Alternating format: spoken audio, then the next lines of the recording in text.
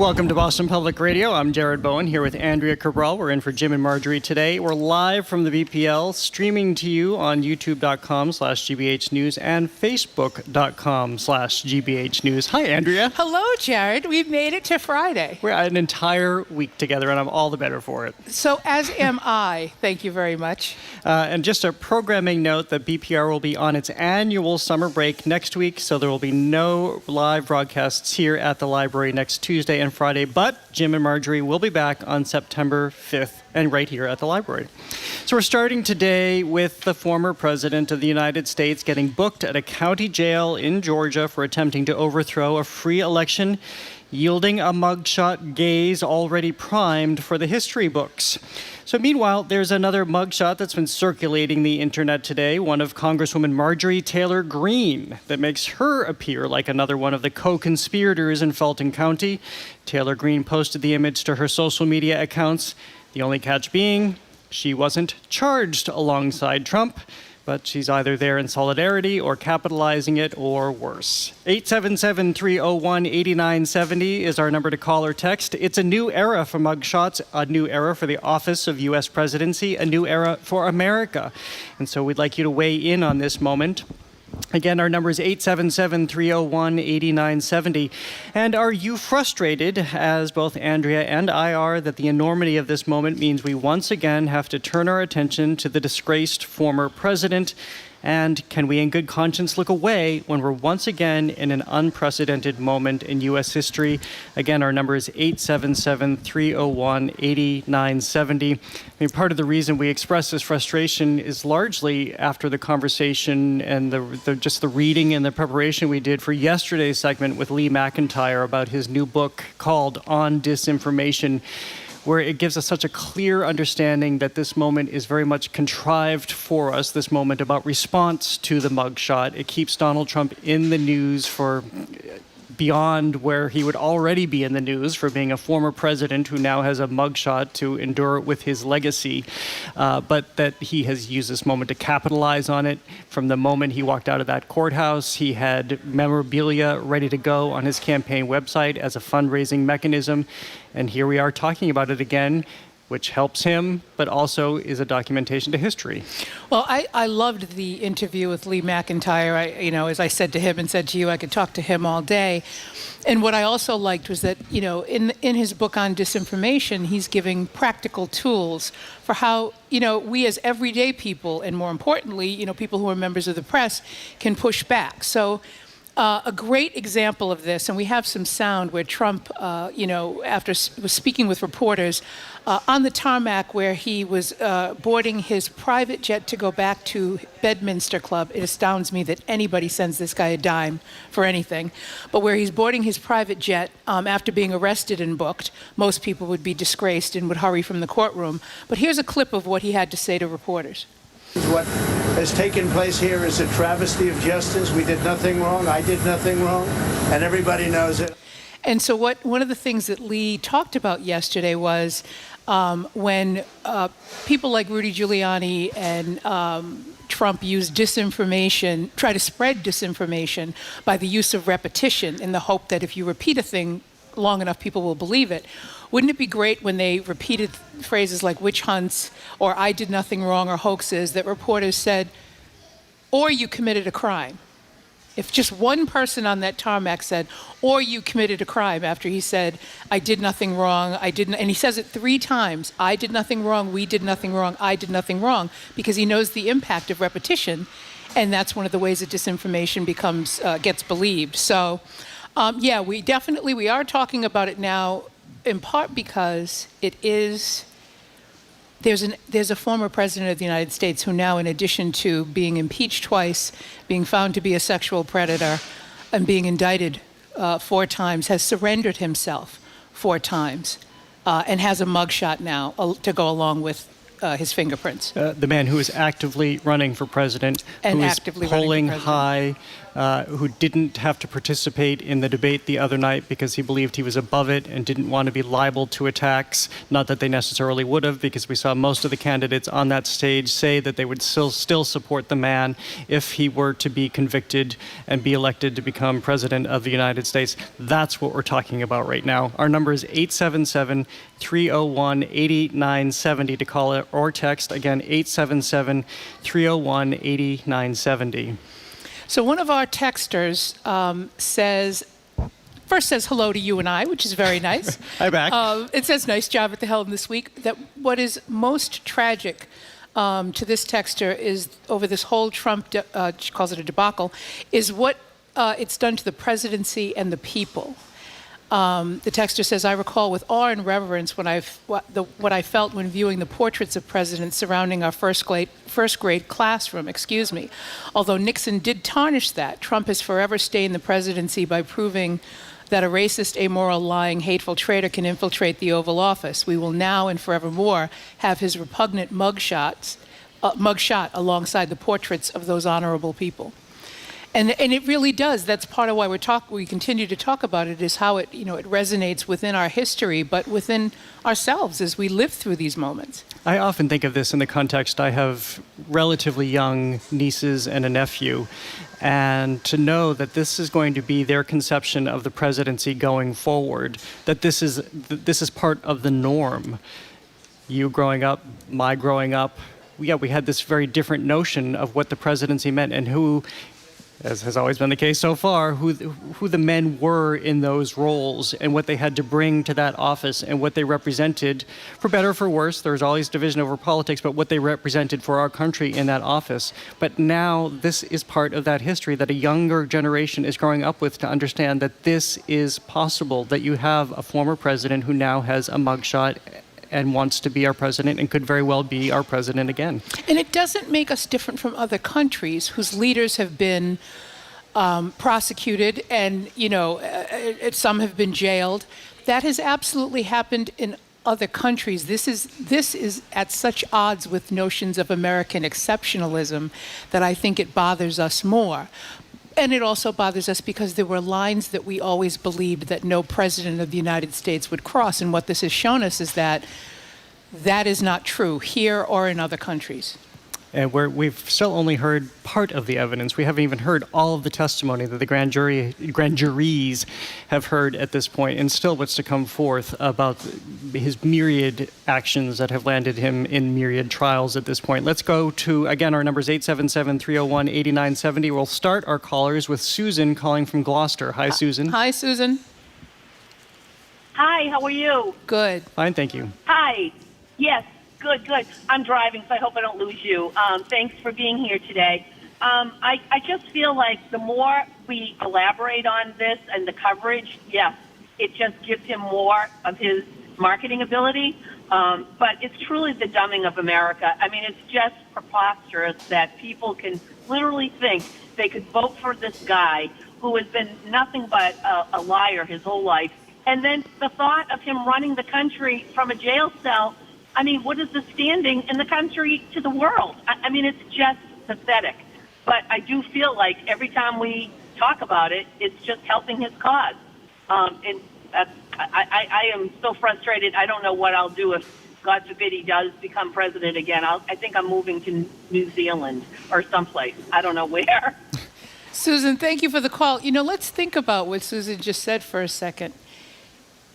As opposed to what in prior years, even, not just decades, but years, would have earned universal condemnation.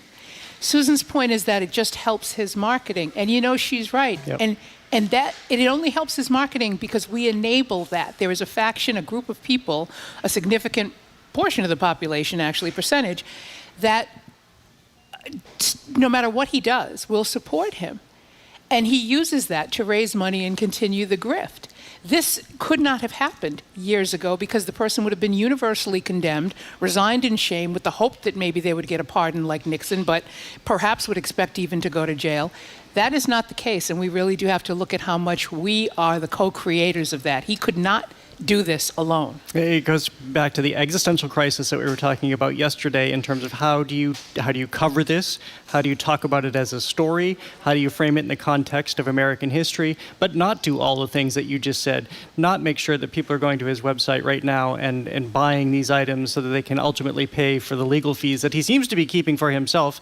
I think Rudy Giuliani would like some of those fees as his pile up in the hundreds of thousands, if not millions at this point. I think it is in the millions. He's only gotten hundreds of thousands to pay for them. But this is all going to a lot of it is going to his legal fees at this point. Right, a campaign PAC is paying his legal fees. Brendan from Upton, my hometown, writes, any media coverage of Trump should only show his mugshot from here on. No staged shots or candid frames from his racist rallies. Mugshot forever. As a way to, I guess, remind people of that's the enduring image of this president. Well, that's what one hopes. But, every president is also entitled to have a portrait.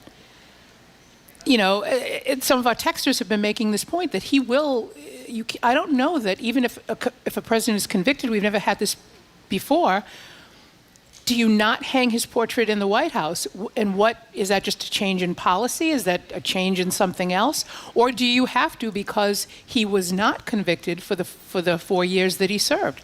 I have absolutely no idea what the answer to that is. I don't either, but I do know one of the great memes going around right now is people in the White House hoisting a framed mugshot picture up alongside the portraits of other presidents.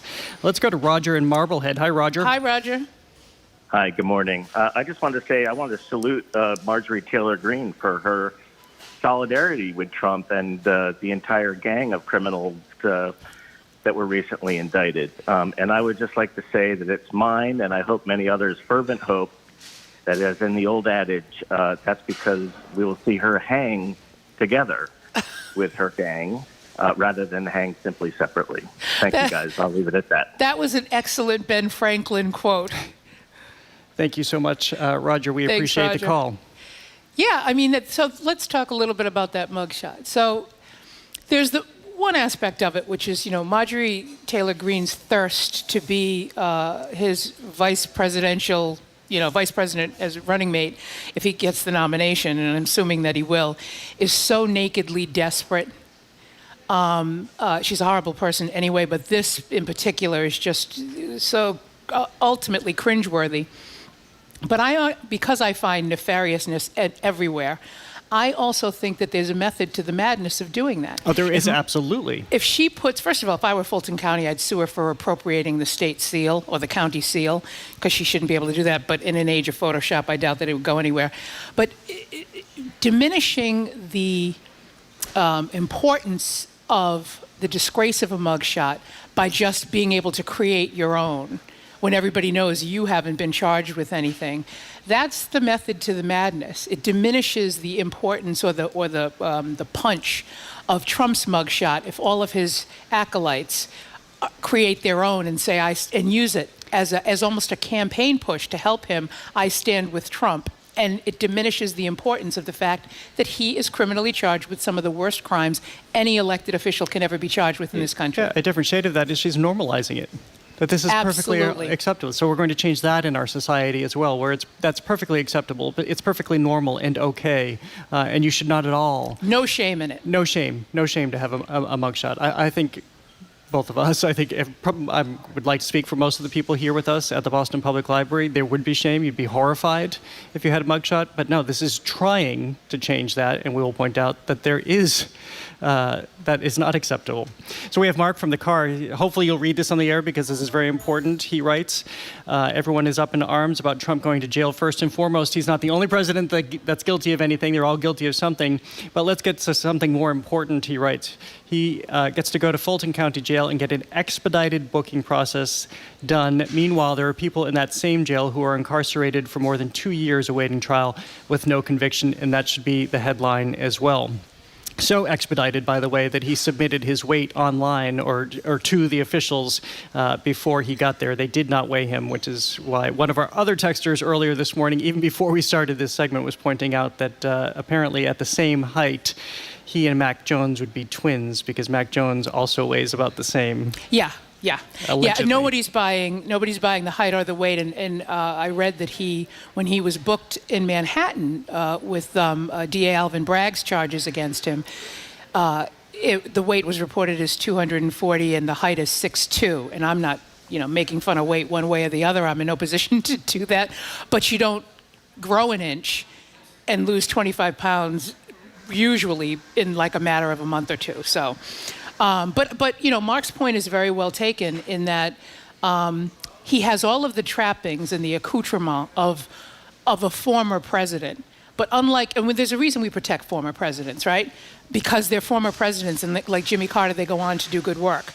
That is not the case here, right? He's indicted, and he still has the motorcade, still has the expedited process, and the cost to the taxpayers for the Secret Service. We are going to take a quick break. More of your texts and calls are next. Stick around. You're listening to Boston Public Radio, 89.7 GBH, streaming on YouTube at youtube.com/GBH News and facebook.com/GBH News.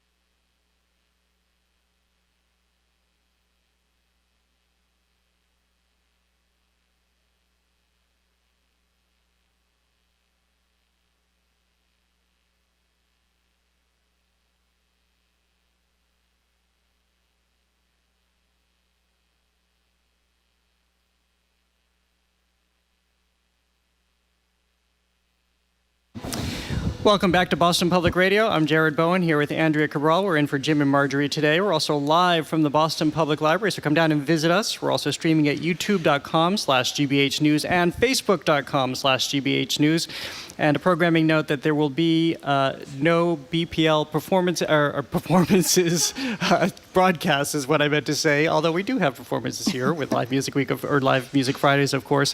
But next week, and the show will be back with live shows on September 5th. If you're just joining us, we're getting your thoughts and reactions to former President Trump's arrest yesterday in Fulton County and the unprecedented moment yet again of the former U.S. president posing for a mugshot. Give us a call or text us at 877-301-8970. Again, that's 877-301-8970. Andrea, a couple of years ago, there was an exhibition at the Davis Museum in Wellesley that was called Prison Nation, and it was looking at the history of the depiction of incarcerated people. And that's where I first came to understand that mugshots inherently and from the very beginning were used as a tool for subjugation, especially for black and brown people. It was a way to make the suggestion, especially throughout the South, that there was widespread criminal behavior among African Americans, and that is the root of the mugshot as it's been traced forward through the centuries. And we see, even to this day, and you know this working in law enforcement, how it's been used that way in modern times as well. That's absolutely right. And quite frankly, as most people, I think, or certainly many people know, the first police forces were slave catchers. That was really why there was a local constabulary in many places, was to hunt down fugitive slaves. And you know, over the years, and especially recently, the use of those mugshots in press stories, you know, who stories about which alleged criminals and which kinds of crimes always have an accompanying mugshot. You will very rarely, if ever, even when that person has been arrested, find a mugshot of a police officer. But you know they've been taken when police officers are arrested. There's just like there's almost this unspoken policy that it takes an awful lot before you will see the mugshot of a police officer. I am always struck by the fact that in an effort to avoid that, you will have multiple pictures in a story of the alleged victim. Well, tell me who it was that allegedly did this to this person is what I'm always thinking. But it is true. There is a very deep history here. And what we have now is the two-tiered system of justice actively at play in a way that you can't ignore. So it's not just Trump's mugshot. If you look at that, and some people have done it sort of in Hollywood Squares fashion on social media or Brady Bunch fashion, so you can see him and Eastman and Meadows and Jenna Ellis and all of them. But you look at that collage of pictures that are actual mugshots, and you think to yourself, these people, especially in the days immediately following the election, were running the country with Trump. And here's a rogues, that's where the term rogues gallery comes from, is the mugshots. Here's this rogues gallery of people who are now under indictment. So that's the other reason for talking about this today. It's not just Trump, Trump, Trump. It's about looking at leaders who had great power over our lives in those waning days, who are now all, indicted and charged. Let's go back to our callers and start with Irene calling from Melrose. Hi, Irene. Hi, Irene. Hi. Thank you for taking my call. I do agree with what you've said today, and it is a very sad week, but it is a sign of the American justice system working with a Trump case with Mr. Trump being involved in another criminal suggestion, treated as someone not above the law. And even though it's sad to have a mugshot for a previous president, I think our country would be a lot sadder as a country if nothing had happened for all these broken laws. But I have to say, I am looking forward to another photo of Mr. Trump behind bars for breaking laws. And I think of all the people who are in jail, whether they have done the breaking of laws or not, who were not treated well beforehand, before the trial, that others were with the mugshot always, not just sometimes. And I think it's a happy piece of news to see our American justice system working in this case for Mr. Trump's cases too. And Irene, just as Andrea was saying earlier, I think exactly what you're saying is what also needs to be repeated is justice is being carried out here. Justice was carried out with the mugshot as well, because whereas other jurisdictions could elect not to do the mugshot, which is why we haven't seen them, it is the regulation in Georgia, in Fulton County, that must be recorded and disclosed. So he didn't have a way to push back on that. And he is, although being treated much more lightly than other criminals or alleged criminals, as another texter pointed out, he is going through the justice system. No, that's true. And Fulton County televises its trials. So, as opposed to having to rely on Chief Justice Roberts to allow, just one pool camera in the federal courtroom, Fulton County does it as a matter of course. And the conviction on the Fulton County offenses, which are RICO offenses, just let me hasten to remind everyone, is not pardonable by anyone, including the governor of Georgia, because of the way they're federal, a federal pardon doesn't work for state crimes, but even the governor of Georgia can't do it. So, and we don't even know that there will be televised proceedings in the federal trials, because that doesn't happen normally. Even Jim Browdy recently wrote about this. I think it was for the Globe magazine, either in the newspaper or the Globe magazine. I can't remember which, but there is a very strong contingent of press people and hopefully other Americans who want to see this play out, who are asking for a televised proceeding, because this is, of course, history. We need to understand what's happening and be able to see it and participate in it remotely. Yep, there are lots of petitions. Change.org has one, and they all get submitted. Whether or not they get submitted to any great effect, I don't know. But if you want to sign up, you can find a petition to sign for that. Let's go to Tom in Manchester. Hi, Tom. Hi, Tom.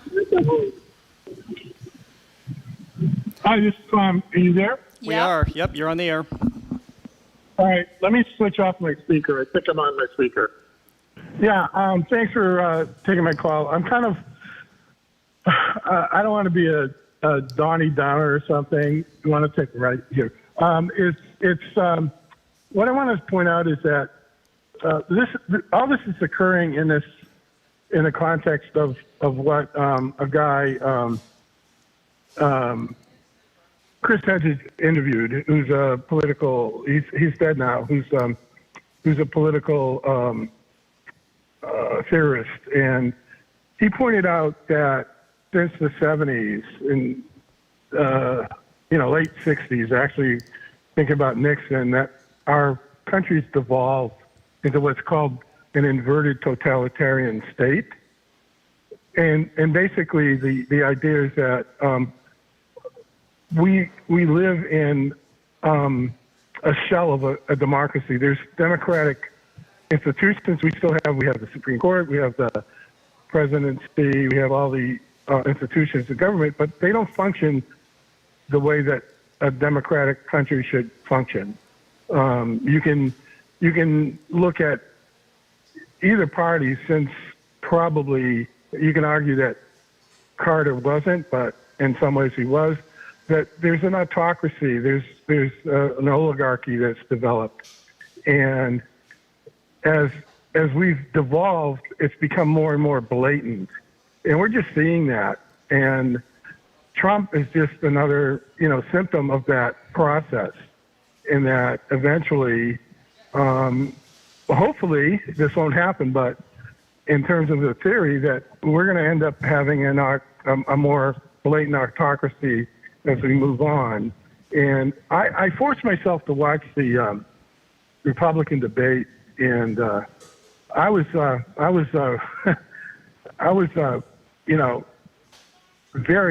I don't want to say shocked, but disappointed and actually fearful. There was that the entrepreneur, and I forgot the guy's name, Vivek but he was Ramaswamy. like a clone of Trump. Well, Tom, thank you for that. I'm sorry, what?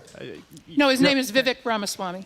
Thank you for the call, and he very much is trying to swim in that lane very, very intentionally. And in fact, a lot of observers have pointed out that he's trying to escalate, that Trump isn't MAGA enough for what Vivek Ramaswamy wants to push forward. But Tom is right. I mean, I think, autocracy is the rough beast slouching towards Jerusalem waiting to be born in this country. It's true. And it's been a slow march, but it's getting here.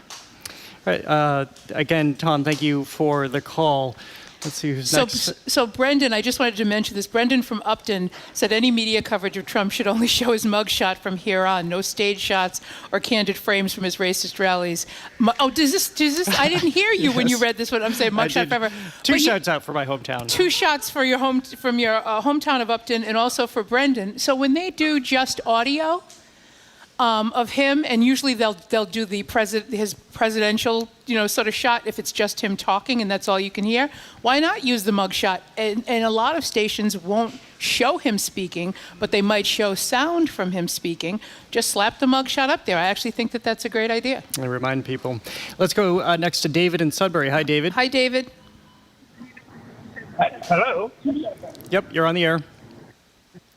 Yes, I was saying that it surprises me how all the Americans could get it so wrong and pick a guy like Trump to be their president. It beats me. What went wrong? Well, and to make matters worse, you are going to do the same again. You are about to do the same again. I can see him coming back. What's wrong with you people? Well, David, you are calling from Sudbury, so the you people think you are in the country. And there will be lots of people who will not vote for him. But I have to say, I have said this before on the air, it is unforgivable to me that this country made him president. It is something that I will absolutely never, ever, ever, ever, and I'm sure a lot of people feel this way, will ever get over. But if you know a lot about the history of the country, this unthinkable thing is not as far-fetched given how we were moving and what we were moving toward, as I think a lot of people would like to think. That said, we shouldn't repeat the mistake. Because the clear answer there is that we learned that Donald Trump had clearly tapped into an emotion in this country and a passion in this country that rode him into the Oval Office. It was echoed later, as David Cameron would talk about, with Brexit. Again, not accounting for this emotion in the UK that had not been understood or evaluated or brought to the surface before, but it certainly did in that case, and it absolutely happened here. Or the return to fascism, quasi-fascism, at least by its leaders in Italy and other places. We're not alone in what is happening here. I think we just thought that it couldn't happen here, and that's been proven not to be true. Thank you for all of your calls and texts, which are absolutely marvelous. Unfortunately, that's all the time that we have. Coming up after a quick break and a breath of fresh air, it's time for Live Music Friday on BPR. Haley Rearen is a singer-songwriter from Gloucester. She joins with the Haley Rearen Trio to perform songs from her new EP, Changes. You're listening to Boston Public Radio, 89.7 GBH, and streaming on youtube.com/GBH News and facebook.com/GBH News.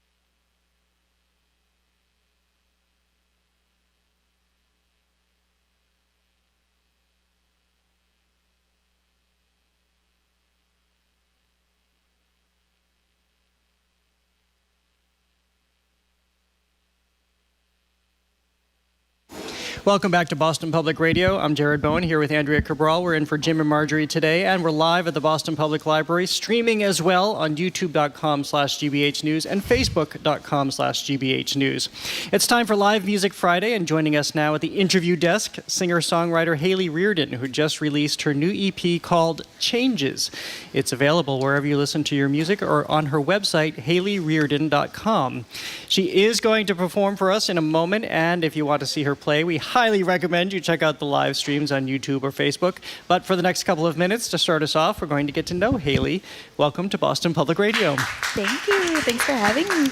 Welcome. It really is a pleasure to meet you.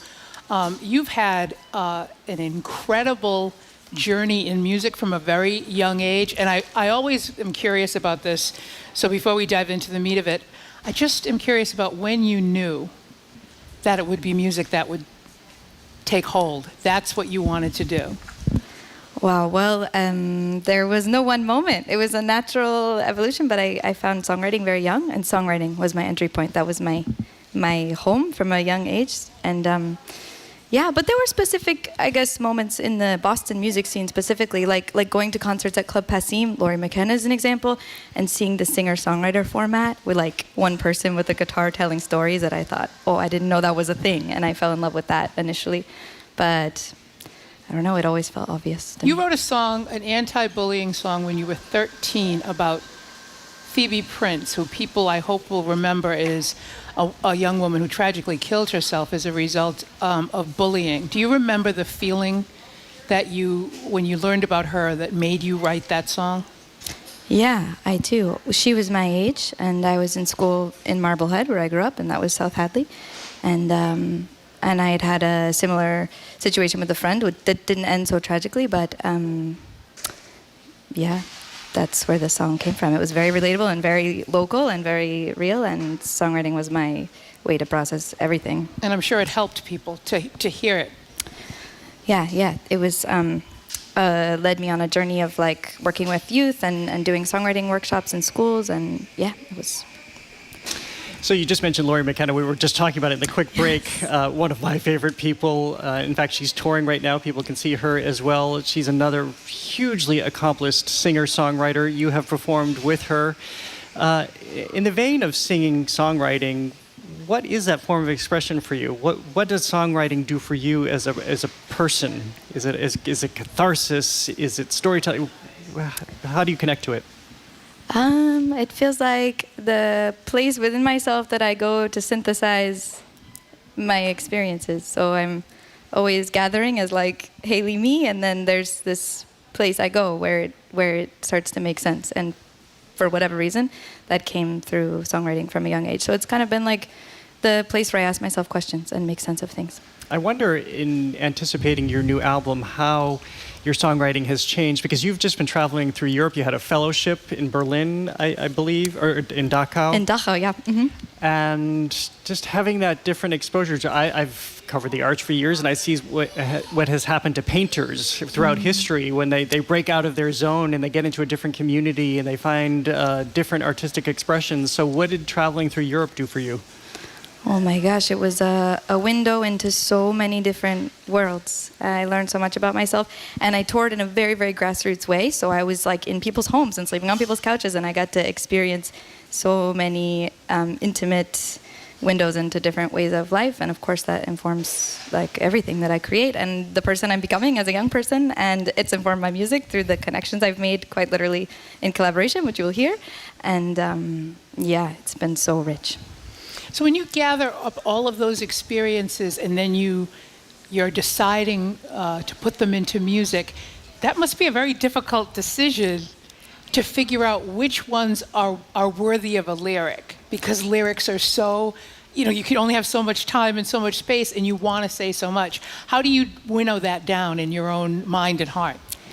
Well, that's the thing. Often it doesn't feel like a decision. Often it surprises me that I'm out and I'm living, and I'm not always thinking like a songwriter. Maybe I'm lazy songwriter for this, but I'm not thinking like, oh, this is going to be in a song.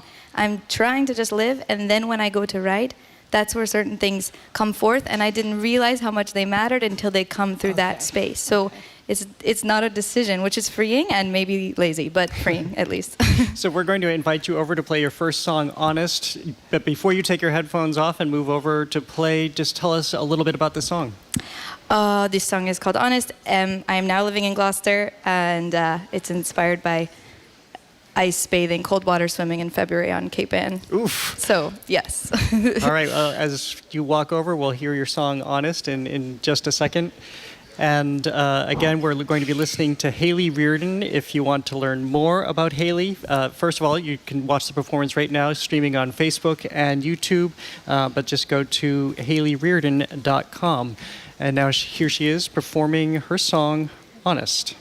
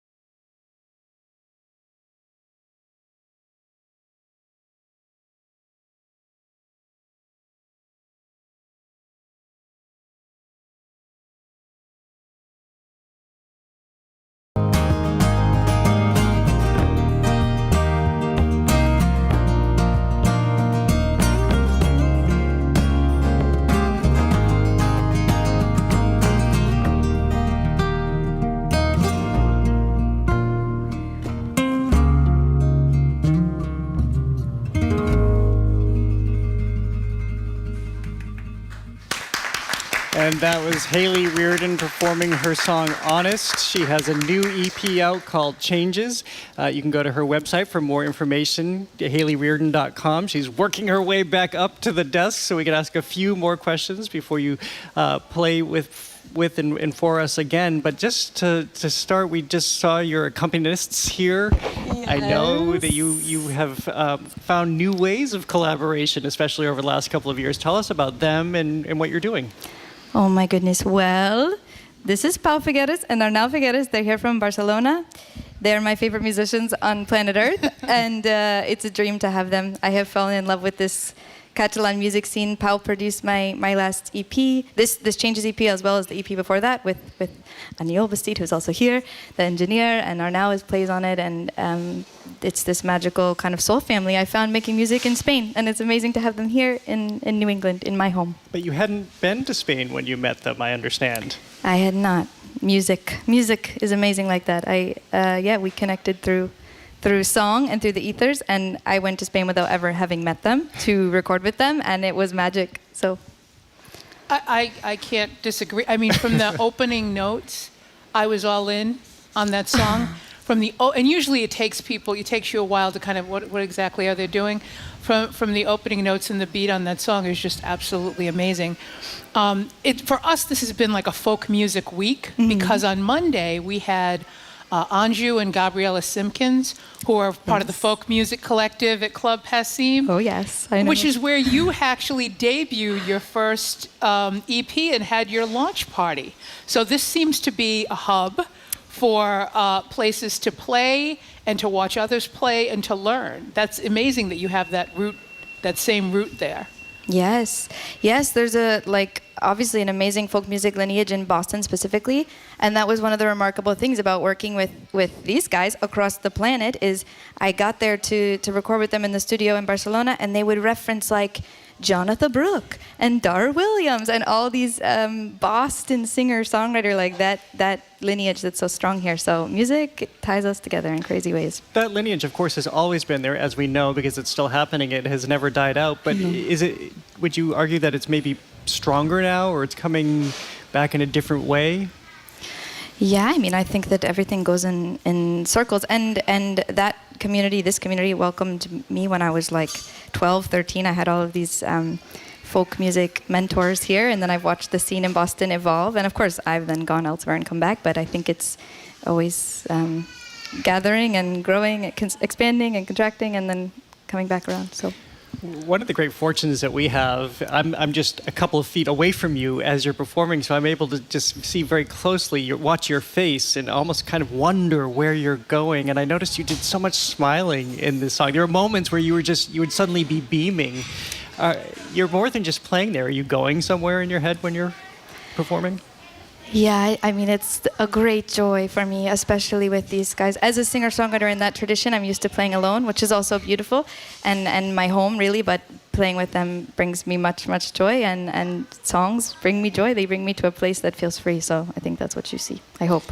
Well, Jared and I have decided that we're actually the same person, because as he said that, and I couldn't actually see your face, I was going to ask you about a lyric in Enough Is Everything, which is on the last track on your latest EP, Changes, which we also want you to talk about. But you say, you're talking about working through a time of turbulence, you say, the truest place I've ever been is a tiny room inside my chest. Most of the time the doors are locked, but when I make it there, I don't get lost. That's where I go. Yeah, that's what I was going to ask. Is that the tiny place in your chest? That's why Jared and I are the same person. But talk about Changes, because I think you've said in interviews that Changes is about the way folk music, it's about a lot of things, but one of which is about the way folk music is changing and growing.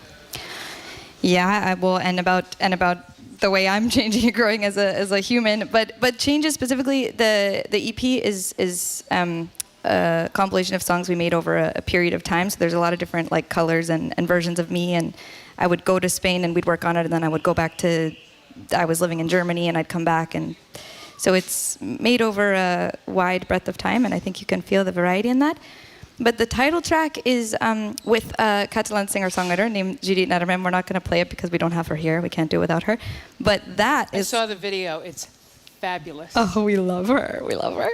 And she was one of those musicians I fell in love with. It brought me to Barcelona, including Pau's solo music. So that's also a beautiful thing of like weaving that lineage of like Judith being a sort of Iberian folky inspired and my lineage of this Boston folk scene and making it with these guys and yeah, just heart music all over the world. We have Lori Jean saying, Haley sounds beautiful. Does she have an Instagram so we can go see her when she plays? Yes, please come see me. Yes, my Instagram is Haley Rearen. It's just my name, Hayley. My favorite question to ask songwriters, because I would say 99% of the time I get the same answer. Do you always have a song running through your head? No, not always. You're the 1%. Often, but... or song or music, I should say, of some sort. Yes and no. Like I said, it's very unique for me. I think I'm very much living in my person. Sometimes I forget that I'm a songwriter until I go to that room. And then I'm like, oh, this is this thing that I do. And look here, it all makes sense now for this tiny window. And then I spend the rest of the time trying to get back to it. So you have one more song that you're going to be performing for us. It's called The Little Sadness. Mm-hmm. Tell us about that song before you join your colleagues. This song was written with another songwriter named Ryan O'Reilly. And it's about my time traveling and being exposed to so many universes as we talked to, and the joy and the pain of that in the sense that you can't take it with you. You want to hold it all and keep it all, and you can't. And everything beautiful in life, we have to just live and let go. And then I brought it to Spain, and it came alive with this musical arrangement. So I'm excited to sing it for you. As we get to hear right now, live. I know. Thank you so much. Thank you. Again, we're talking and listening to Haley Rearen. Her new EP is called Changes. It's available wherever you listen to music and on her website, HaleyRearen.com. And as we just learned, you can also find her on Instagram, just using her name, Haley Rearen. And here's The Little Sadness.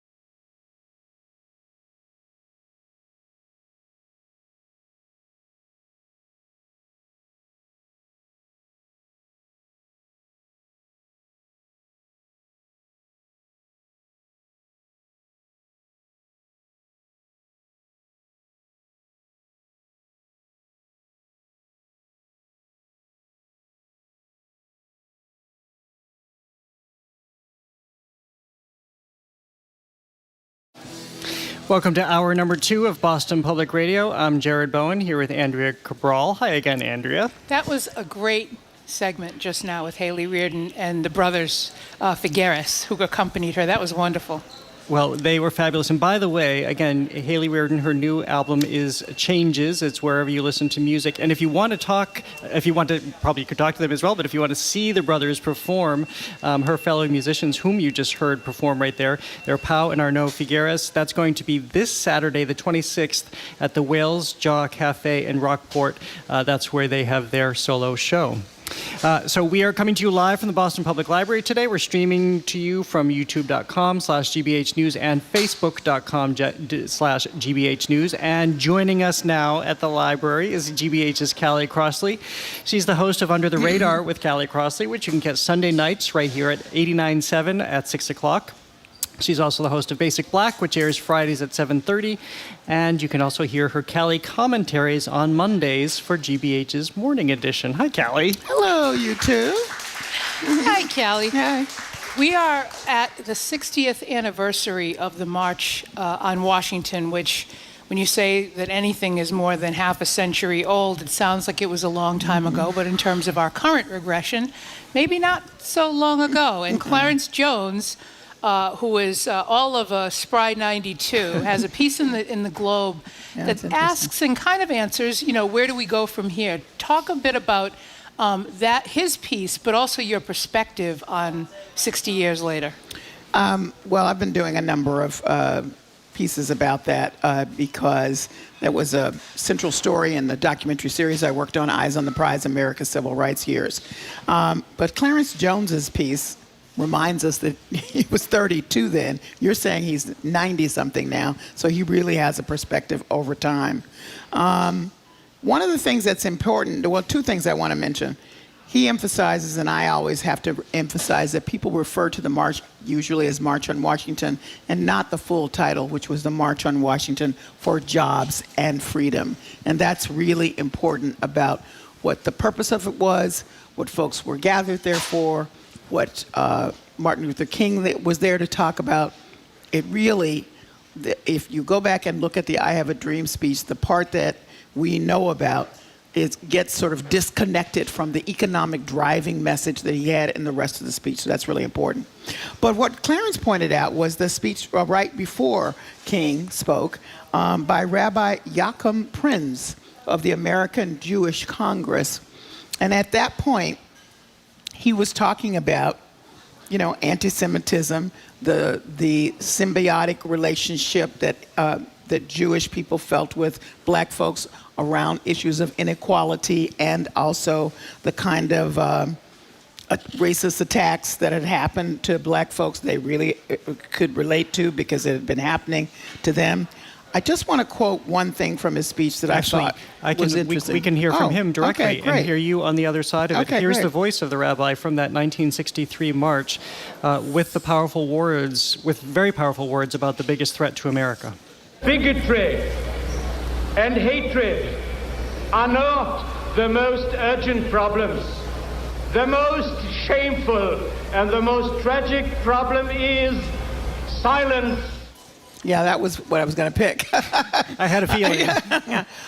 Because people may know, if they know Reverend King's words well, that's a pretty famous quote from him, too, that, the worst thing that can happen, I miss. Hottest place in hell. Yeah, hottest place in hell. Is for people who remain silent. Yeah. So here we are, and as Clarence says in his piece, and as we can say here and have been saying, we're back to a place where anti-Semitism is at an all-time high. We have statistics in Massachusetts. People would think that odd for this state, but yet it's happening here. We have actual hatred incidents, violent hatred incidents that we have reported on our station and every place else. And this is, of course, happening across the country. And that was 60 years ago. And here is the rabbi speaking about it on the same stage with Reverend King, who was speaking about the kind of racism and pushback that we're getting right now. So, yeah, it does feel like in some ways there was not a time warp, maybe, and that some things just haven't changed. And that's really disheartening. It really How do is. you account for that I don't know if stasis is the right word, but that it never, the thing in human beings that never really allows it to die, so that when you look back, it looks like the veneer of progress, but then in 2023, post 4 years of Trump, we find ourselves here. I always think to myself, nothing has changed all that much, has it? I think to myself that too, Andrea, but I will say this. What these times have allowed some folks to feel comfortable being as out in front as many people were 60 years ago with both their racism and their anti-Semitism.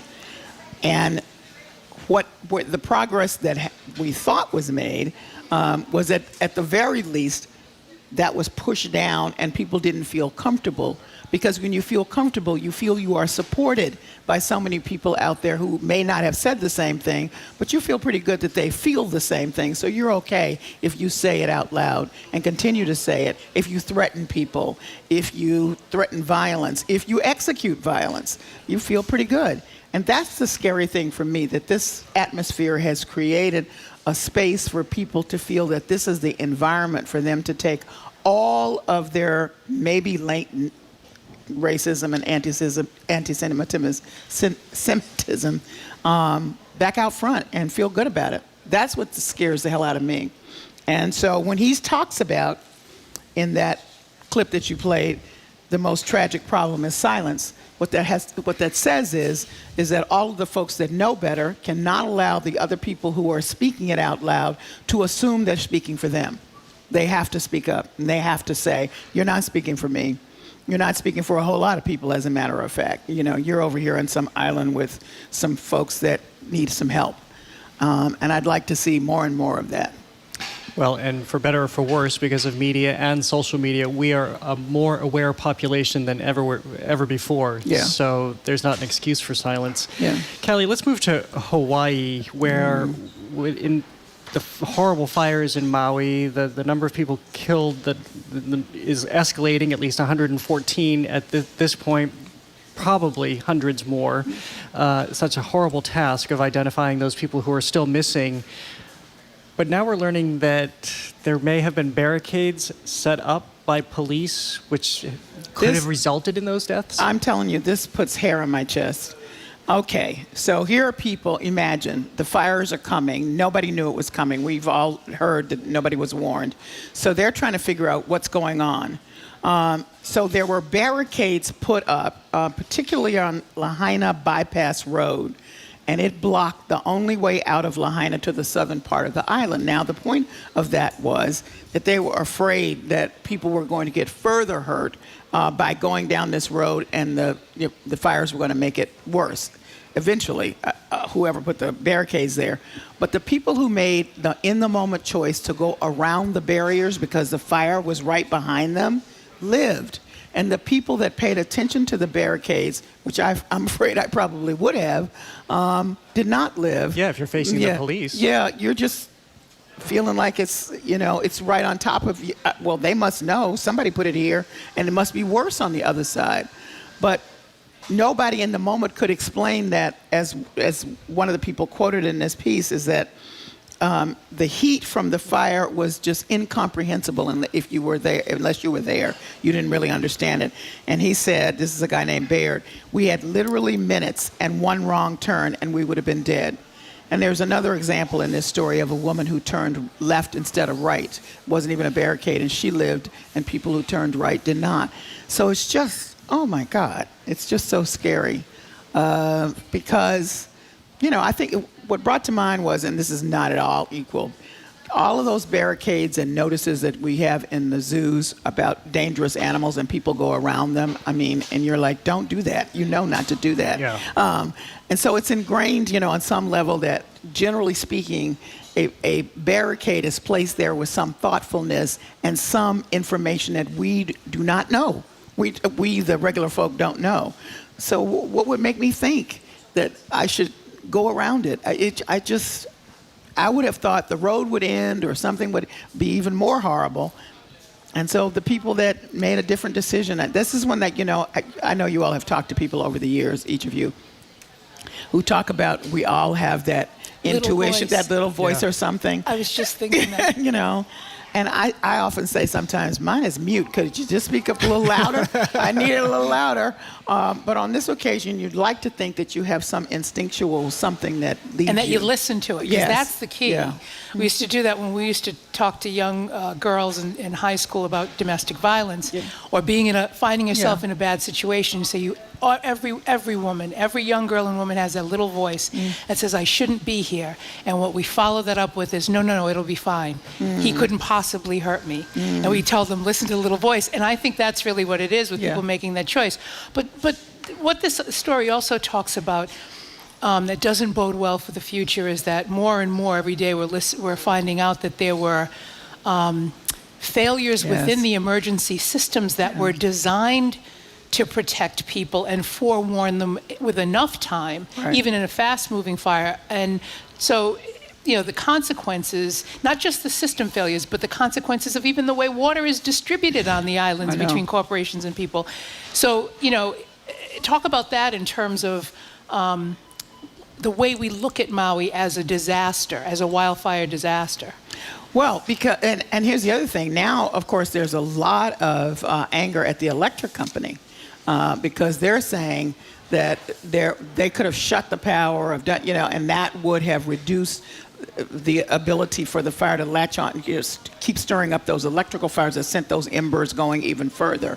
So at every turn, there was something else that could have been done in the moment that went against what folks, I guess, thought was better. So the long-standing traditions, what it says is that you have to understand what's happening in that moment. And as we know, the guy who had his finger on the button decided that people would get confused if he even sent a signal out. Right, the sirens, right? Yeah, because he thought people were trained to hear the sirens and go into the hills to get away from a tsunami. And that, of course, would automatically have killed people because they'd be running into the fire. But I think people on the ground seeing the fire behind them would have known, I'm not going that way, so something else is happening here. Can't be a tsunami. I don't see any water. We're here, so something else is happening. All of the systems were not in place. And when something like this happens, we go over and over and over with ourselves, what are the systems that could have been better? But also, we should examine here at home, what are the systems that could be better? I mean, at this point, we've been dealing with a lot of flooding in this area, and I'm reminded that we have the evacuation zone noted, but I don't know if people really tested that to see if people. Or what the signs mean, like where you're supposed to go. Yeah. I mean, I just. We need to certainly educate ourselves, which is a perfect segue into another story that's come out of Maui, which is the story of this one house. Isn't this amazing? With a red roof, which makes it even more distinguished, that did not burn. So it's surrounded by this entire neighborhood, this entire landscape, which is just burnt basically to the ground. But what are we learning about this house, and it's very illustrative for how we may all have to live going forward. I know, and it's a wooden house, so people should understand the miracle of this is that this was a little wooden house, and as somebody said, it looks like it's photoshopped in because everything else is burned down to a crisp. There's nothing standing. It's all gray and ash, and here's this pristine little red-roofed house with white paint and a car that looks to be untouched. The people who own the house say they thought they had done nothing fireproofing, deliberately fireproofing. It was an old historic house, so they redid it. The experts are saying that probably saved them, and in redoing it, they did some smart things. One of the things, a perimeter of 5 feet around the house, totally free of dry or flammable vegetation. They put stones in place of foliage around the house. The next thing they did was, wait a minute, let me just get my thing. So with no dry plants and no mulch anywhere close to it, the embers are apparently more dangerous than the fire. So the embers go off and they catch. They also have a metal roof. So they replaced their asphalt roof with a metal one, and I guess those embers just skipped across and didn't didn't lock on because also the embers couldn't lock on to any vegetation around them because they didn't have any. They had these stones. So this is what the experts say you should do. They also had replaced the mesh screening on their vents on the crawl space. They said they had a 1/8 inch, this is what the experts say you should do, install a non-combustible 1/8 inch mesh screening on any vents to a crawl space or an attic. Make sure your roof and gutters are clear and remove anything flammable. And this is just something that they had done. And so they feel very guilty. They're offering their home to people who obviously lost everything all around them. They can see it. But it's bizarre to see. And it reminded me of St. Paul's Chapel. Do you remember St. Paul's Chapel in 9/11? Oh, that's right. So all around, like, Yeah. you know, Right. a block from the Yep. bombing, from ground zero, and it was left standing. And I just went back to look it up again, and now the folks are believing that there was this big tree that may have protected them from, being smashed to smithereens. But there was St. Paul's Chapel Church still standing, and all around it was rubble. And of course that, because of the kind of edifice it was, is considered a miracle. I would say it is too.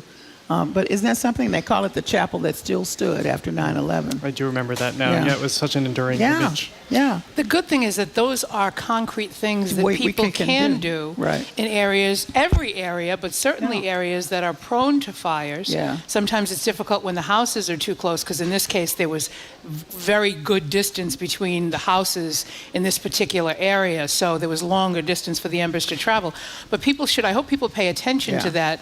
I just put mulch down, and I'm thinking, okay, now as I'm sitting here, I'm sure everything's catching fire. We should point out. But the other thing, we should point out that wildfires are everywhere now. Right. Exactly. So That's why I said it's for how we all live. I want to Yeah. also point out, Yeah. just so we're clear, on one side they are facing the ocean. Yeah. But that doesn't diminish the other Right. three No. sides. They had done, as you say, everything Exactly. the experts said people might want to consider now, so that they're less susceptible to burning. But remember, the other people were one side was facing the ocean too. Right. It didn't help them. Right. So. So, Amazing. Callie, there's just been bizarreness around what's been happening with Bud Light recently. Isn't that boycotting it because, Dylan Mulvaney is a trans person that they were using for the advertising. But there's also been some ironic things that have been happening, just in terms of their parent corporation. Tell us what's going on in the world of beer. So first of all, I don't drink beer, so I'm not even sure I knew about this beer. Modelo. Modelo. See, can't even get it right. What's the SPN? Especial. Thank you. Someone in my ear. Modelo Especial. Especial. Mexican beer. Thank you. Yeah. Mexican beer. Okay, so that's the irony of this. So here we have a big pushback against Bud Light because they send their beer kit to a trans person as a part of a promotion. So you get this big, we're not buying Bud Light. Don't buy it. Okay. So meanwhile, people turn to another beer, and it's Modelo, and it's a Mexican beer, which I just find amazing. And it's beating Bud Light. Now, some other companies are very competitive with Bud Light in ways that it wouldn't have been before, because Bud Light was far and ahead away from everybody in terms of top sales. But now, here we have Modelo beating them, and they say that they can't quite say it's a trend yet, but right now, they're the number one, and Bud Light is not. But the irony is, who owns Bud Light? I forgot. Remind me. Anheuser-Busch. Oh, right. Owns, Yes. You know who owns Yes. Modelo? Anheuser-Busch. So the company that you were boycotting, the parent company, Well, that's a good one. makes out no Yeah. matter what. Yeah. So Yeah. now you're buying. So, and for people who don't recognize Modelo, I'll just say this. Modelo is the beer that has the commercial, that has as its soundtrack the song from The Good, the Bad, and the Ugly by Ennio Morricone. Oh, now the I've one seen where the that. nun Yeah. sings. Yeah. It's called The Ecstasy of Gold, Yeah. and the nun sings beautifully Right. in the middle of it. I've seen that That's now. Modelo, just Yeah. so that you know. I just love The Ecstasy of Gold. So Yeah. I don't drink it all, but that's how I know Modelo. All right, so we're going to skip ahead a little bit. We can drink a bunch of Modelos when we watch come Labor Day weekend and people are moving in. And then inevitably, we know that somebody is going to get storoed, I love meaning this. they're moving in, they have their love giant this. U-Haul, and they're going to slam into one of the bridges and stop Storo Drive. Set your watch and by it. We can all drink armadillo and just watch the traffic line up. However, if people haven't heard this is just is hilarious. divine. Here's a message the Massachusetts Department of Conservation and Recreation wants you to hear. I love this. I do too. About moving into Boston. For just $0 a day, you cannot hit a bridge or an overpass on Sturo Drive and Soldiers Field Road in Boston and Memorial Drive in Cambridge. We know you're excited to be moving to the Boston area, and we're happy to have you. But seriously, that moving truck isn't going to fit on those roads. Save a rented moving truck today by not blindly following your GPS directly into a low clearance bridge. I mean, how that is brilliant hilarious. and hilarious. It's and hilarious. Hopefully effective is that, of course, it's based on the ASPCA horrible ads that neither Andrea or I can look at because I know horrible pictures of sad animals I are can't coming. look at it either. But the music is perfect. And the guy, when you see the video, it's your regular-looking guy going, really? We know you're excited about coming. It's the funniest, most clever. I just think it's great. I'm so glad that DCR as a state agency is leaning in. They're the ones that really do the safety I stuff, know. right? Remember, use your blinker? Yeah. And people were like, because nobody ever uses their blinker here. But you say it with the accent, and people are like, yeah, I probably should let people know behind me where I'm going. But I'm so glad that they leaned in. That was, by the way, the person who does the video is a guy named Rearen Hutton. He's the digital strategist, staff photographer, and videographer for the State Department of Conservation and Recreation, also known as DCR. But you think anybody's going to pay attention to it, Callie? I doubt it. For one thing, I mean, no, I don't think so. But I just think it's fabulous, and I hope it gets picked up nationally because it's really, really good. It's good. It's just so genius, and everybody should check it out and watch it too. It's hilarious. So what's coming up on Under the Radar this week? Well, we are doing a few things that are interesting. Speaking of technology, we're doing a piece about what we call tech reductionists. These are people who are deliberately, intentionally moving tech out of their lives, out of every aspect of their lives. We're immersed in it every which way you go. You can't get out of it. But they're saying, I don't want it here, I don't want it here, and I am not going to have a smartphone. In fact, I'm going to purchase something called a dumb phone, which only allows me to make some phone calls, send a text, but I'm not going on the internet on it, I'm not playing games, I'm not doing all this. It doesn't become the center of my life. And there are little movements of this going across the country with people saying, I've had it. I just want to have some control over my life and not feel so, not even feel, the bad effects of it. It just feels like you don't have any control over all the stuff that's coming in. So tech reductionist, that's pretty interesting. I didn't believe it. By the way, everybody's going to hear me say this and think, oh, it's all of the old fuddy-duddies who don't like tech. No, actually, the Gen Zers, too, have made a decision to step back from it because they're sick of it all the time. So it's not just a generational thing. It's folks who want to get back from all of just being immersed in tech everywhere. The ubiquitousness of tech is driving them crazy. And the second part of it is, we talked about the Boston mixtape when it debuted, a few weeks ago. But what we wanted to know was how it all came together. Who made it happen? Who were some of the other artists that we hadn't heard of, if folks haven't heard the mixtape? So we brought together both the producer of it, one of the DJs, and we just talked about how it came together and played a lot of the other artists, and it is fabulous. It's such a good idea. Speaking of government getting fun and bringing people in, it's a wonderful story, and I'm so glad that we decided to do a little deeper dig into how it is. And by the way, we are the only city with its own mixtape. Because we're fun. We know how to be fun. We have Lego coming. We have Legos coming. We're fun. We're smug for a reason. Well, it goes opposite. We have that stuffy kind of reputation and image, so it goes against that. Great to see you, Callie. Yeah. Thanks, Callie. We've been speaking with Callie Crossley, the recipient of well-deserved applause. She's the host of Under the Radar with Callie Crossley, which you can catch Sunday nights right here on 89.7 at 6 o'clock. She's also the host of Basic Black, which airs Fridays at 7:30. You can also hear her Callie commentaries on Mondays for GBH's Morning Edition. Coming up, a new exhibit at the Cape Cod Cultural Center combines neuroscience and art to celebrate storytelling and memory. We'll speak with the artistic director, Maui de Moulinaire, next. You're listening to Boston Public Radio, 89.7 GBH, and streaming on youtube.com/GBH News and facebook.com/GBH News.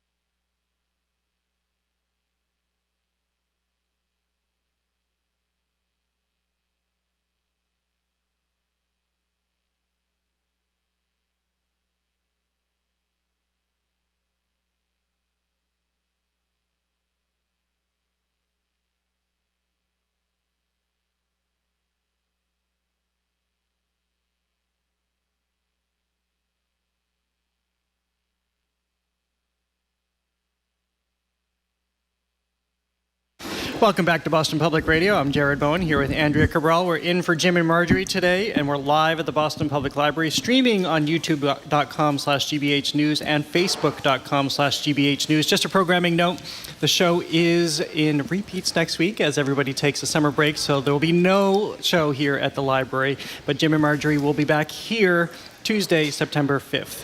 So what does it mean to remember the stories of your own life, especially when they're deeply grounded in emotion? Then there are the photos, videos, and the stories other people tell us that can shape our perception of the past. A new exhibition at the Cape Cod Cultural Center explores this concept, blending art and neuroscience to invite audiences to explore their own stories. The show, called Memory versus Story, will be on view in South Yarmouth through September 9th.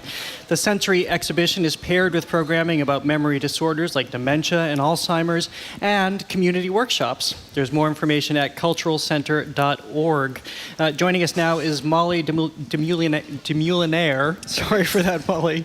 The executive director of the Cape Cod Cultural Center. Welcome to Boston Public Radio. Thanks so much for having me. Molly, you have one of the most, for the position that you currently hold at the Cape Cod Cultural Center, you have one of the most unique backgrounds, and I'm just very curious as to how that background brought you to this. Can you tell our listeners and the folks that are watching us on the stream and folks that are here with us at the BPL, how did you get here?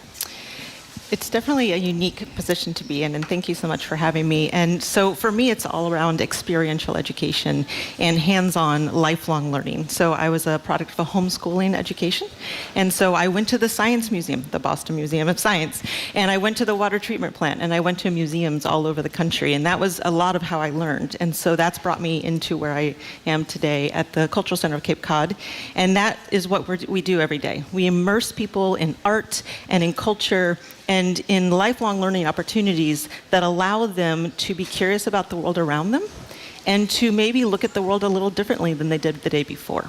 So before we start talking about this particular exhibition around memory, how does it change the experience to have this multi-purpose entry into art, that you have these adjacent threads that come into play? Well, I think that they're really actually natural intersections between art and science, right? That's like that space where creativity happens. It's a bit of a magic space. When you think of cars, for example, it's a perfect example of that collision, right? So we don't drive little boxes. We drive these really interesting shaped cars, and they're beautiful. Obviously, they're engineering feats, right? So you see these intersections between those disciplines all the time, but you don't necessarily think about them. And so for us at the Cultural Center, we love creative art and fine art hanging on the walls, but it's also about wrapping our visitors in something more, right? And so when you come to the Cultural Center, we want you to look at what you're seeing and to be curious about it, but also maybe join us for a lecture, right? We had Dr. Sean Horrigan from the Cape Cod Healthcare this past week, and he's talking to people about what they can do in their daily lives to actually reduce their risk of dementia and Alzheimer's. And so that is really meaningful work that impacts people's lives every day. You have food has a huge place in what you're doing too. It does. And when you think of memory, like who doesn't remember, maybe their mom's favorite meal that they made on a Sunday afternoon, right? Or when you hear, or not hear, but when you taste or smell chocolate chip cookies, right? It evokes a memory. You remember something. And so at the Cultural Center, we do have a really strong culinary arts program. Our chef Joe Szynski is our resident chef. And so we do weekly dinners, and we take people on journeys. We do hands-on cooking classes in the kitchen where people can learn about all different types of multicultural food. We have a chef that specializes in Lebanese cooking, and you're really working right next to her and learning how to do it for yourself. Why is the exhibit specifically framed as memory versus story? Well, I think it's intriguing. So I always have this question of where is that intersection, right? So much of our lives is quite curated, right? When before you're born, someone's naming you, they're painting your bedroom. When you're born, they're taking pictures of you and they're showing you the pictures that they want you to see, maybe not the pictures that they don't want you to see. Your yearbook photos, right? Like you go through life and so much of your life is kind of shown to you the way people would like you to remember it. And so that helps you develop long-term memories, because long-term memories are just building blocks from these short-term memories or storytelling experiences in your life. And so it's intriguing to me, and I think I've talked to a lot of people about, like, when was your very first memory? Do you remember, Andrea, when your very first memory was as a child? I think I do. I remember being, I was under the age of 4 because I think my grandmother had passed before I was 4. And I remember that my father had bought me a very small red piano. It's like they used to make these tiny, like the kind Schroeder plays, Charlie Brown. And I remember my grandmother for some reason, holding my fingers and playing something on this piano. And it was a red piano, and I remember her being behind me and how warm she was. Yeah.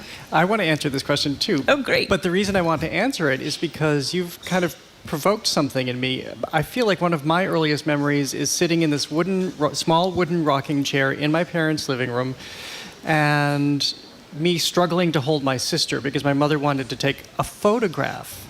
So I have often thought, is that really my first memory, or did I create it after? Because I saw the image, because I think the image depicts my sister not being very happy that she was being held. We're 2 years apart, so we're fairly close in age, and I was very young, so it was me struggling, trying to hold a littler body. But I don't know now if I really remember that, or it was prompted by the photograph. And one of the really interesting pieces of the exhibition. Why are you laughing? You're laughing. I'm laughing because that's basically what you're what do we manufacture and what's real? That's it. And so one of the prompts in the exhibition that is interactive and everybody's adding to it every day is this memory wall where we ask that question, right? What is your very first memory that you believe you have, and how old were you? And it's a huge range. Some very funny, some traumatizing, Like what? There was one, a person talking about when they were in Mexico, they woke up with a rat sitting on their chest and screamed, and the nanny chased it away. There's one where it just says, long arms reaching into dark crib. Oh, wow. Right? And then there's really lovely ones where it was like, my parents bought a van and we lived in it and as an RV while they were building a house, right? And so it really is a range. And you see people talking about when they were 2, and you see people talking about when they were 5. And I really believe, I don't really think I have my first memory until I was about 5. And so it's just interesting. And I think that's what the exhibit's about. It's exploring your own world, right? Not just what people are putting in front of you. And so how is this presented then? So there's a lot of different interactive components. So one of the main component of the exhibition is actually a sculptural exhibition that we commissioned from a local artist on the Cape, John Sierra. And he's an installation artist. So his kind of task was to create a structure. And we did this floor to ceiling in our Great Hall gallery. And it's made out of all these different types of cords. And so it's basically creating a structure, almost like a web, if you'd say. And then we asked the community to bring us different artifacts that were important to them, that evoked a memory, tell us the story that went along with it, and then I curated and placed all of those objects into this amazing installation. And this is actually one of the pieces. A visual artist and arts educator created this, and it's an ode to her husband, Don. And so it's a fiber sculpture made out of seams of all of his jeans that he wore while he was building their homes. Right? That's Wonderful. Right? And so you have these really beautiful moments captured, and this is obviously a piece of art on top of the fact that it's a memory. And so you have these really beautiful moments in the gallery, and all of the stories are with the objects. And so you walk throughout the gallery. We have a Purple Heart in the exhibition. We have really funny baby pictures. We had this canister brought to us of army men. And so when we curated the exhibition, we had the army men crawling all the way up to the ceiling on the installation. And that has had a real impact. This woman walks up to me at opening night and she's like, wow, she's like, I remember my son playing with these army men, and her son had just passed away, actually. And so she was having this real intense memory, just seeing the army men present in the exhibition. And so memory is strong, and it's a really important thing. And on the Cape, we have an aging population, and so we are also trying to help people better cope and do better in their daily lives to help delay dementia or Alzheimer's through better nutrition and better habits, but also taking care of the caregivers, right? We have so many people who are related to or partners with someone who has some form of dementia or memory loss. And those people really need this support as well. And so we've had Alzheimer's support groups come in and dwell within the exhibition. We have this really interesting piece of technology, and your past guest was talking about rolling back technology, and this piece kind of does both because it's really advanced technology. It's an interactive projector that interacts with it senses your hands through infrared technology, but it turns any flat surface into an interactive gaming system. So you're activating neurons and keeping everything firing. Yes, so it's actually called the Tovertafel, which is Dutch for magic table. And so you have people who have cognitive challenges coming to the Cultural Center, and they're sitting amongst this technology. And there's really simple programs from fall leaves falling to the table, and you can brush them with your hand on the table, and little ladybugs crawl out of it. And so it increases their socialization, and they're communicating with one another, and they're laughing, and they're spending so much time in the gallery. Capabilities is another incredible organization on the Cape, and they bring their clients every week. And it's just so great to see people of all ages and abilities really be able to enjoy the exhibition. I can't remember which day it was now, either yesterday or the day before, we had two women on the show, Brisa Munoz and Ronnie Panoy, to talk about this event at Harvard around bringing Little Amal, it's a 12-foot-tall puppet, that is a child refugee, a depiction of a child refugee, and encourages empathy and understanding of refugee plights. And we were just talking about how important it is when you have particularly artistic events to have them be accompanied by workshops. You have a number of workshops designed to teach and measure a lot of different things that come with this. It's not just about the art exhibit. So tell people what they can get and what's being offered in terms of the workshops. Absolutely. So we have a pottery workshop where you're taking memories and artifacts from your life and you're putting them right into your ceramic pieces. We had a poetry workshop where you're writing poetry based on prompts from your past experiences.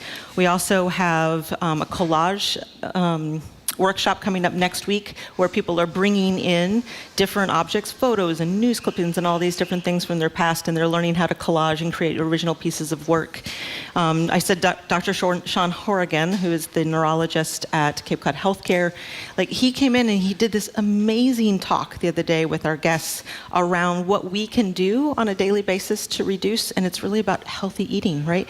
Drinking lots of water, fruits and vegetables, and exercising. And I love this. He said, if you have to move at least 30 minutes, 3 days a week. That's at bare minimum. And studies have shown time and time again, if you can do that 30 minutes a day, 3 days a week, you're going to increase your, not just your life, but your healthy life. I wonder what it's like for the opportunity that doctors have, neurologists have, to suddenly have this interaction with art. This is the great beauty of art, is that people can access art and help them to understand things in life that they necessarily couldn't interpret otherwise, because maybe art is their best language for that. So take something like Alzheimer's. How has that coalesced with this exhibition and some of what you're trying to impart and help people understand? I think what we've done with this exhibition is really created a safe space for conversation. There's a lot of assumptions and a lot of fear around dementia and Alzheimer's, and so a lot of people don't want to talk about it. And so part of what we do is we create these spaces. Museums are known, trusted institutions, right? Time and time again, people come into the institution knowing that they can trust the information, they can trust the people, creating a safe environment for them. And I think that's a big part of what we've done. But art also, if you're looking at something beautiful, sometimes it disarms you, right? Or if you're reading about the process that the artist went to creating the sculpture, for example, in the Great Hall, and his process of how he's thinking about, all of these memories from the community are going to be placed on top of this installation. And so there's a weight there that he was going through as he was creating that piece. Speaking of memories, I think you told me recently that you're collecting them in vignettes in audio form. We are, yes. And so we have a recording studio at the Cultural Center in our education wing.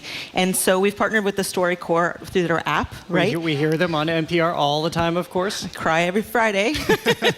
And so in our recording studio, we've been recording stories from community members. So they just come in, they book, whether it be 15 minutes or a half hour worth of time, and they sit down and have a conversation. We have this amazing artist, Cassia Maya, who came in with her mother. She's from Brazil, and they had this just really beautiful conversation. Her mom's in early Alzheimer's, stages of Alzheimer's. And so this conversation, she's not going to lose it now. Right? So those memories and what they talked about in that conversation are going to stay with her.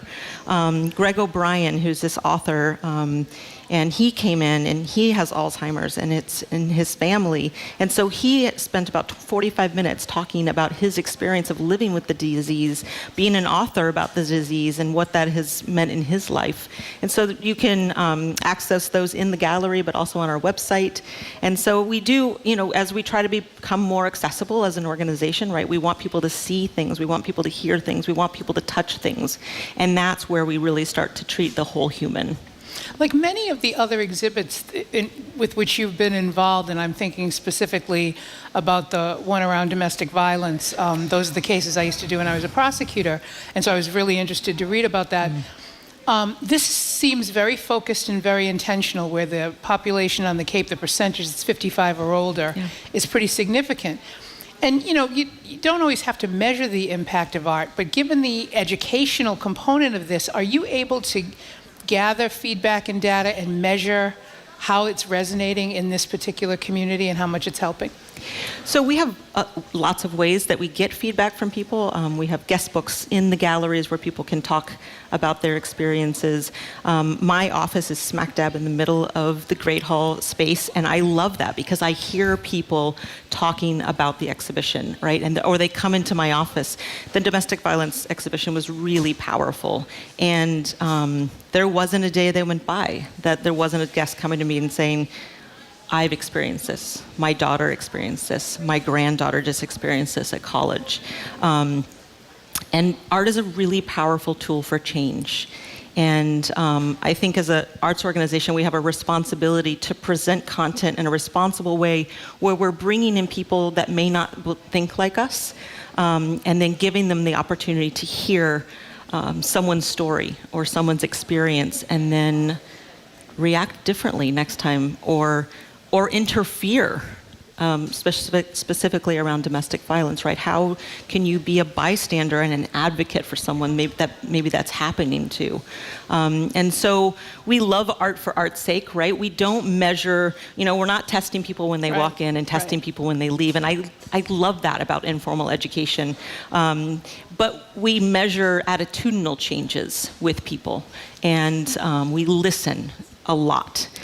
I have one last question for you. How are you curating this? Because you're tapping into these issues that people are confronting or not confronting, which is so incredible that somebody can go to an exhibition that is entwined with domestic violence and finally maybe feel like for the first time they can talk about it or understand how many other people have experienced this the way they did.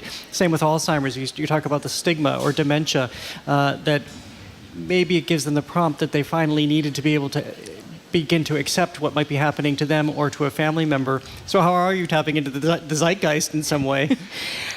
Well, I think this constant iteration process that we go through is, so you curate a show, right? You bring in objects or you bring in artwork and you curate it to give people a certain experience.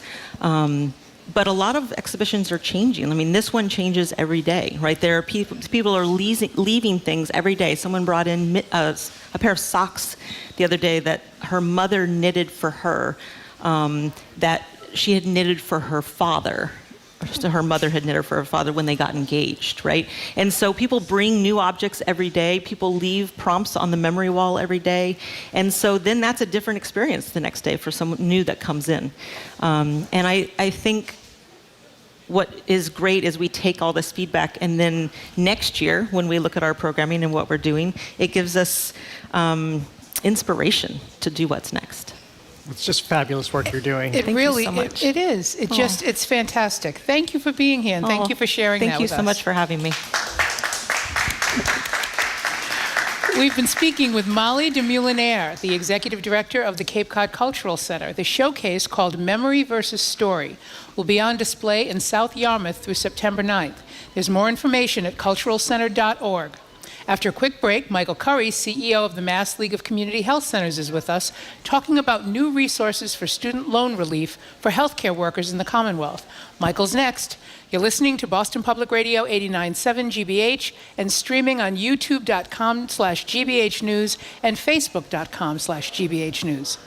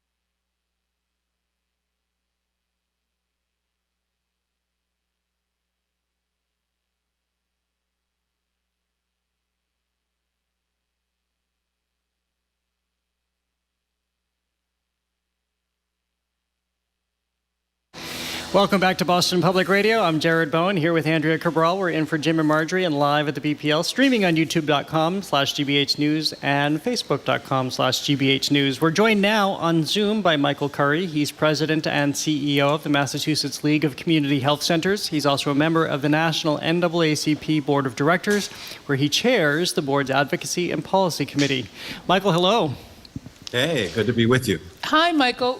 We've been talking before we even had him on the show, but certainly since we had him on the show yesterday, about this interview we did with Lee McIntyre, who wrote this book on disinformation. You're one of the people I'm going to give you a copy of the book to, because he really talks about the impact of what disinformation is and the impact that the spreading and the amplification has on our behavior. And this thing around getting kids vaccinated in schools is just such a clear-cut example of it. I remember when people were proud to get their kids vaccinated. You couldn't go to school if you weren't vaccinated, but people felt like it was their civic duty to get their children vaccinated. And it wasn't that there wasn't reticence around vaccines ever since vaccines were created, but how is it possible that we have school districts that are not reporting out the data of who's vaccinated and who's not?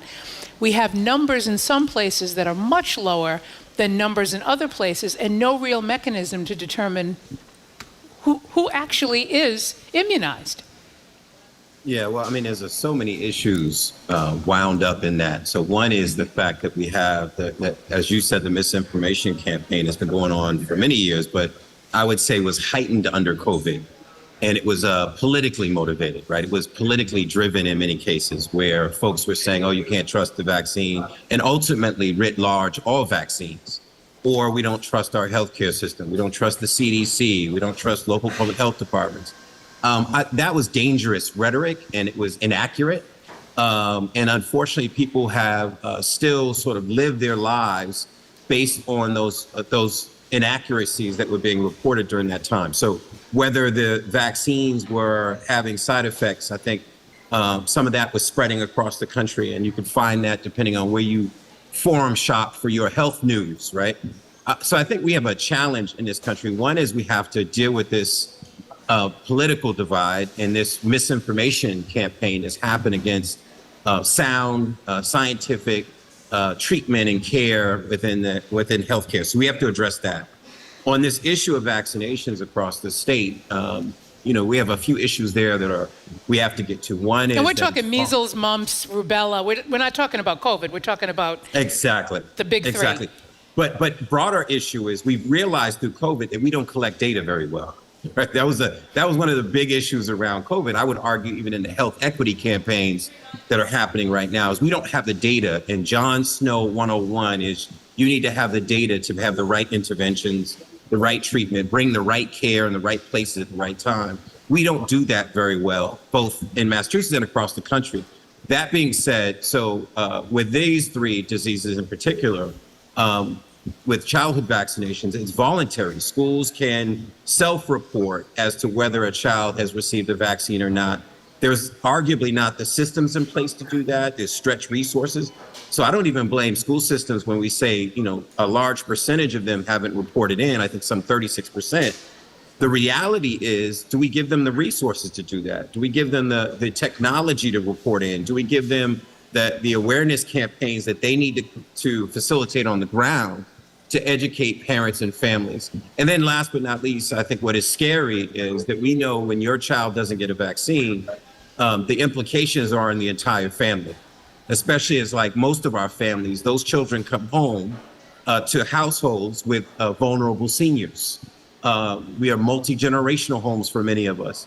So we have to find a way to dispel the myths about vaccinations, and then also make it accessible, easy for families to get the vaccines for their children, for their seniors, once they get the information that they need. Yeah, so Michael Curry, how does that happen? That's a huge number that you just cited there, that 36% of schools did not report their immunization rates, which means the reporting isn't happening, the enforcement of making sure these vaccinations isn't happening outside of religious exemptions, which is a whole other issue that people are also trying to address. So does that mean it's incumbent upon community centers such as yours, other individuals and other organizations to step in to start making sure that this does happen? Yeah, I mean, one is I think it starts at the policy level, and that's why I think State Representative Andy Vargas and Haverhill and other legislators have been thinking about and advancing legislation to mandate that we collect this data. and that we do it in a way that there's less wiggle room for religious exemptions. You know, you and I, the three of us, could decide that we don't want to have a vaccine for our child, and then, you know, fabricate a religious exemption and therefore avoid having to get that vaccination for our children. The reality is it shouldn't be that difficult. We know that this is a public health issue. Now, again, when you're selfish, you think, okay, I don't want to, I don't trust, I don't want to go and find the information to confirm whether I should trust it or not. I'm just not going to get my child vaccinated. It's a very selfish decision that people make. Now, selfish based on a lack of education, but the reality is it has implications for those other students, for those families, for communities, for public health. And Vargas's legislation is one that I think we should take some serious consideration to. Common sense, as he describes it, common sense legislation that would make it harder for parents to send their children to school without measles shot and other standard vaccinations. And people perhaps should weigh in, knowing that there'll be legislation pending. You know, if you feel strongly about this, especially as it's your children that are going to school and may be exposed to an unvaccinated child, then contact your legislators. Ask them to either encourage the ones that are sponsoring the legislation or ask your legislators to co-sponsor and support the legislation so that it gets through. It's really about people, right? We drive policy, and I know we think people that sit in these golden domes drive policy, but we drive policy. And then when we ask, as you said, our legislators to take an issue seriously, or that we want you to vote on that bill in this way, we want you to support this issue. And I think partnering with school nurses who are on the front lines of trying to treat our children and provide the care that they need, partnering with local public health departments is critical, partnering with local community health centers. And I think the collective of individual voices and these frontline providers are just what we need to move the policy. So, Michael Curry, moving away from the kids to us, and we have a lot to keep track of now. We have RSV, we have flu, we have COVID. 'Tis the season for those vaccines. The fall means that's the time you should start getting vaccinated. When, how, what cocktail do we put together? Well, one is, I think a pause in the moment that we're in light of everything we just said about hesitancy, about misinformation around vaccine. And I want to pause there to say this too. And the need for us to better communicate about vaccines and what we don't know about vaccines. It has been my pet peeve, whether it's vaccines or now this new technology, mRNA or monoclonal technology. We need to be able to say, here's what we know and here's what we don't know. The reality is we make choices all the time based on what we have in front of us. And there's some risk in those things, but we need to be, as a medical community, able to do that. So RSV shots be available for babies and seniors. There's new treatments that are coming online as we speak over the last few months, some treatments for seniors over the next few weeks, if not months, treatment for our babies. We know that RSV is a highly contagious seasonal virus that infects the lungs and the breathing passages of people of all ages, but our babies are extremely susceptible to the disease, and our seniors are extremely susceptible to the disease. And we're losing lives as a result of that. So I think one number for CDC had it at 58,000 to 80,000 hospitalizations each year among children younger than 5. So this new drug, Beyfortus, is not a vaccine, but what we call a monoclonal antibody, is a term that we got familiar with during COVID-19. That'll be available in the coming weeks, as well as some new treatments for seniors as well that has come online. And what about flu and COVID? And those two, doctors are still saying you can do together, correct? Maybe not RSV and vaccine and others, but definitely flu and COVID. Well, the thing to this is always to go back to your primary care. So one is, let's urge everyone to get back to their doctor. So we have a deferred care crisis that I've mentioned on your show all the time. People have not recommitted themselves to their own health care. We need you to make that appointment, get in to see your doctor, and then let the doctor direct you on what treatments, what parts of the season, what vaccines to get when, and what are potential complications with other vaccines. We know that we'll be dealing with COVID-19. It's endemic at this point. We know that we have flu. We're talking about RSV flu seasons coming up now. we have a lot to worry about, but a lot to be confident in that our healthcare system, our technology, the treatments that we have now can save lives.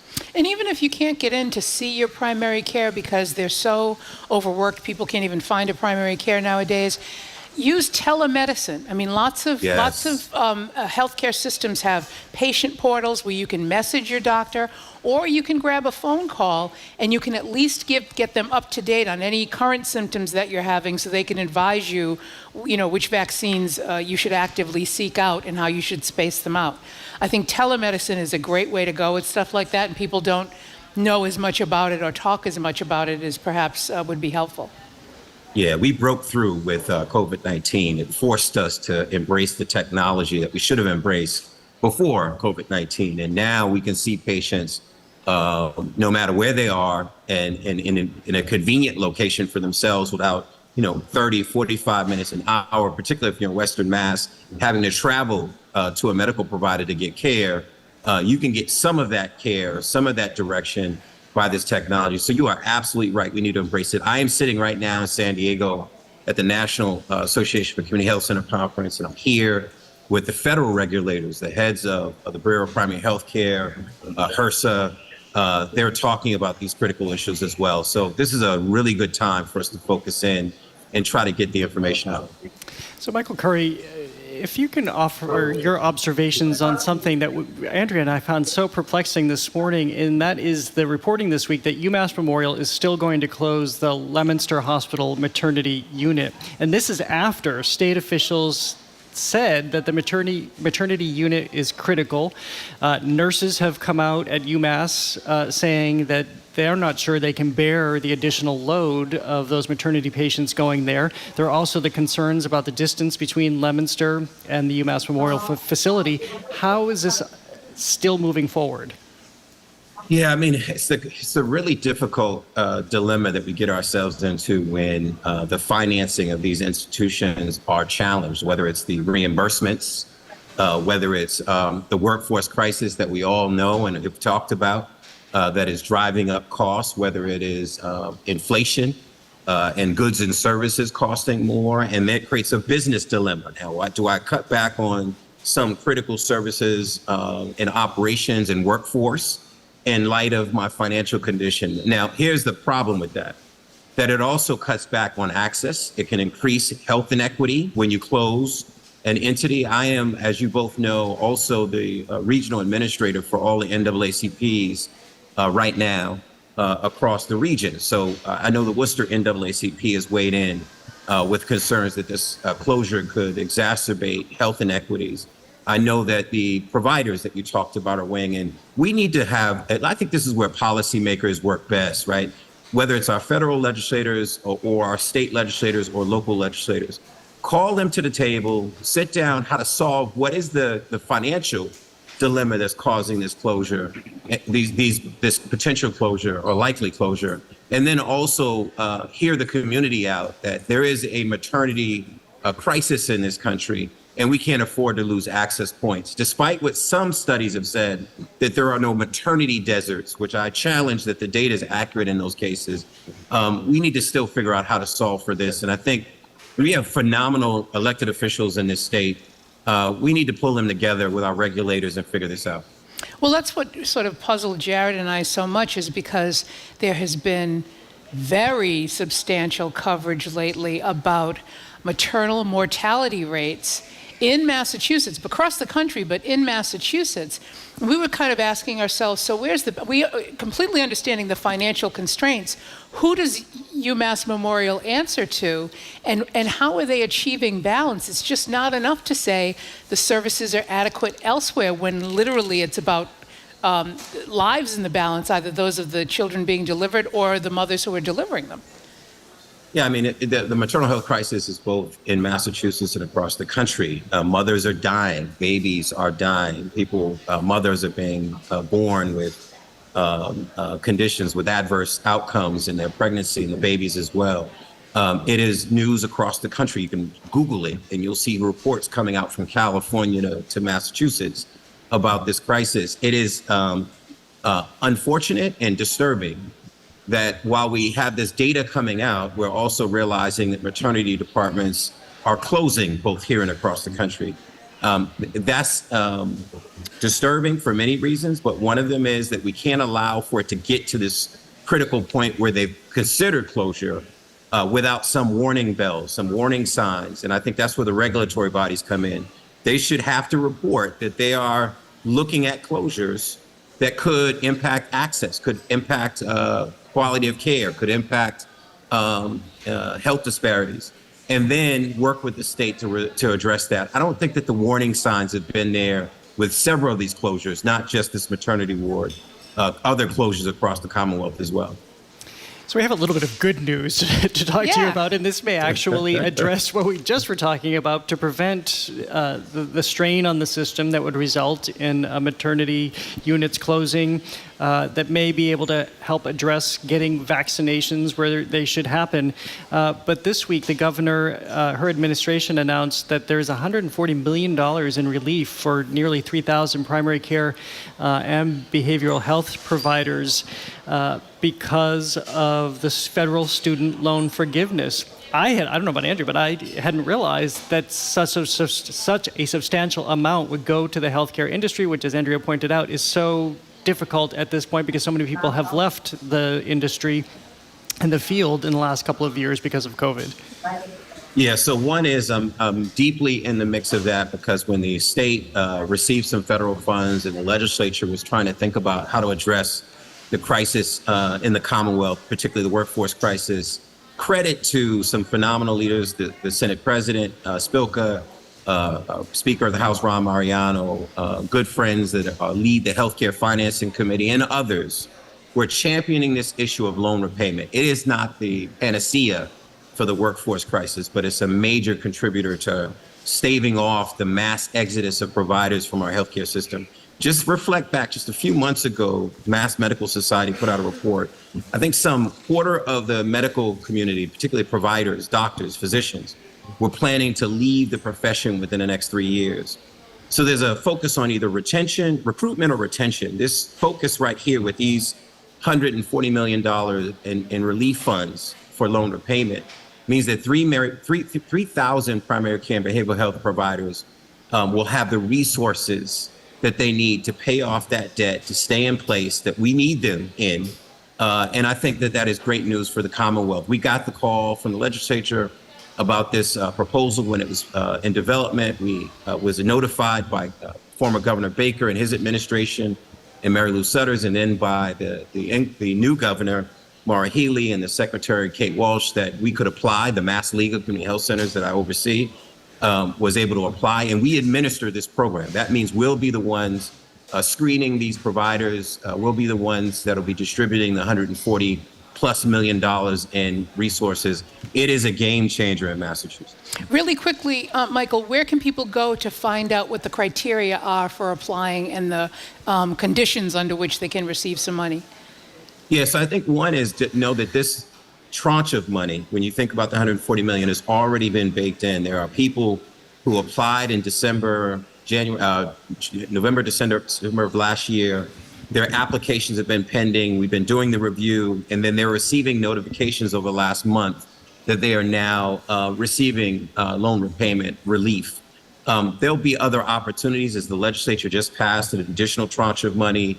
I would say just check in with the Massachusetts Mass Health website, the EOHHS website, Executive Office of Health and Human Services website, and look for MA Repay. And once you pull that up, you'll see not only the updates on where the program is now, but any future distributions of resources, you'll see that there as well. And just a quick credit, David Mattiotto and the behavioral health folks and the Association of Behavioral Health, ABH, deserve tremendous credit. Lydia Conley, they were the forerunners to really championing these loan repayment funds. I just want to give them a quick shout out as well. I feel like you're suddenly at the Oscars podium with the thank yous that you want to distribute. We should also mention that the reason it's so significant is because people who get to experience this also are committing to stay within the system for another 4 years. So this helps shore up the personnel. We're talking to Michael Curry, who's out in San Diego getting briefed by the feds as we speak about changes coming and help hopefully on the way.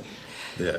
So, Michael, this is sort of many of us who know Jean McGuire, she's an actual institution in the city of Boston, a long-time activist, civil rights activist. We were absolutely horrified about what happened to her in Franklin Park not too long ago. She's now recovered, so just remind people what happened to her in Franklin Park, and then let's talk a little bit about she's been interviewed by the Globe since she's come out, and how her recovery has been going. I will say this: she's definitely Jean McGuire, and that is a thing unto itself. She is Jean McGuire.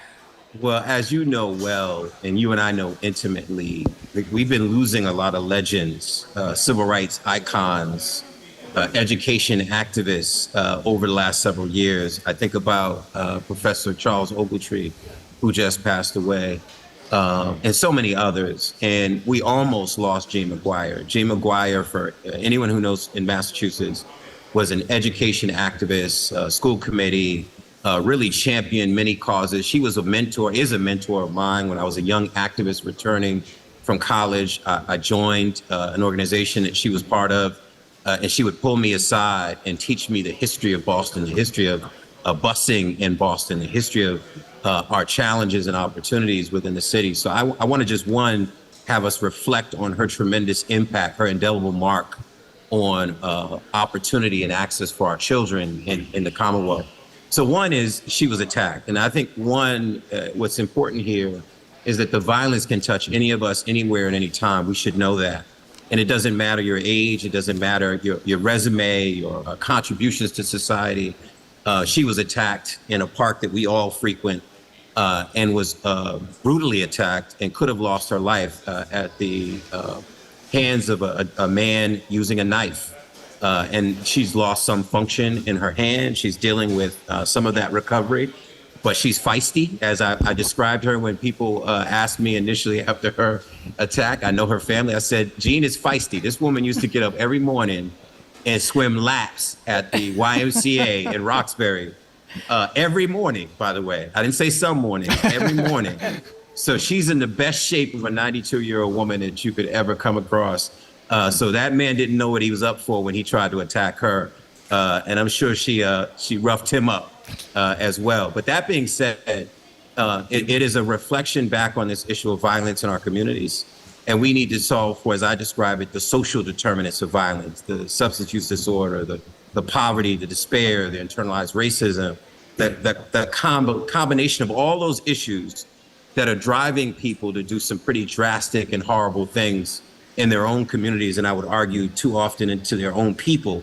And Jean's situation is a reminder of that. And she is right back taking her walks with her dog, her Weimaraner, Bailey, I think the dog's name is, right back in Franklin Park. She's not going to be cowed or scared into not living her life the way she wants to live and it. neither is Bailey. That was so interesting to read that Bailey is keeping people at bay, strangers at bay from her too. Really? It's an incredible story. We don't deserve dogs. Jean does. Jean deserves her dog completely, but the rest of us, I'm not so sure. Thank you, Michael. I love what she said. She said, nobody's going to keep me from going to Franklin Park. And I think we should all think that way. So yes, thank you for having me today. We've been speaking with Michael Curry. He's president and CEO of the Massachusetts League of Community Health Centers. He's also a member of the National NAACP Board of Directors, where he chairs the board's Advocacy and Policy Committee. After a quick break, we'll talk with Boston Globe travel writer Christopher Muther, zooming in from some boozy location on Cape Cod. You're listening to Boston Public Radio, 89.7 GBH, and streaming on youtube.com/GBH News and facebook.com/GBH News.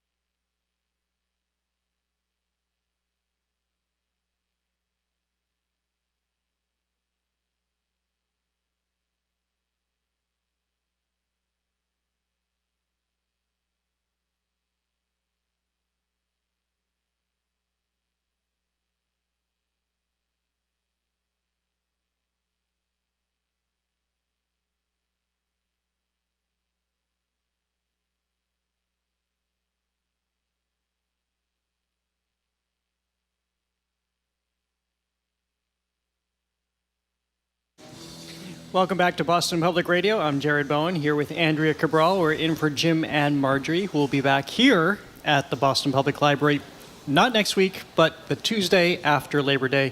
So just a reminder that there will be no live broadcasts here at the library next week as the staff takes some well-deserved time off. Well, we're joined now from Provincetown, Massachusetts by Boston Globe travel writer Christopher Muther. Chris, they have written into my scripts to ask you how many drinks you've had today. Why do they keep portraying you as a travel writer in his cups? I think this is a Jim Browdy related question. He's always pinning me down as being a lush, and maybe a tiny bit of a lush, but I might have started the weekend early, as in the rainy weekend early. But I'm in Provincetown, yes. Well, nobody here blames you. We wish we were with you. Yeah, it's just one ferry ride away. We could be there. We could join you in a couple of hours. We actually could. So I encourage you to, however, maybe wait till the sun's out. Just, FYI. Well, it's sort of coming out here. Yeah, we can see glimmers. There's a little promise. So maybe it's headed your way. So, All Chris, right, fingers crossed. I cannot believe that hip hop is 50 years old. I just saying the words, ages me tremendously. I think I was just starting high school when DJ Kool Herc had his 2 turntables and a microphone. And I was hip hop, it was first rap and then it went into hip hop. But Rapper's Delight was definitely college, and then it just sort of took off from there. New York is celebrating this. How are they doing it? Yeah, it's sort of like a year-long series of shows and concerts and museum exhibitions, and they're even opening end of next year, I believe it is. They're opening a hip-hop devoted museum, which, when you think about it, makes sense because hip-hop's been around for 50 years, and I think that's an art form deserving of its own museum, especially when you think about kind of what it's contributed to culture and how, right now it is, when you think about music, it's all hip-hop.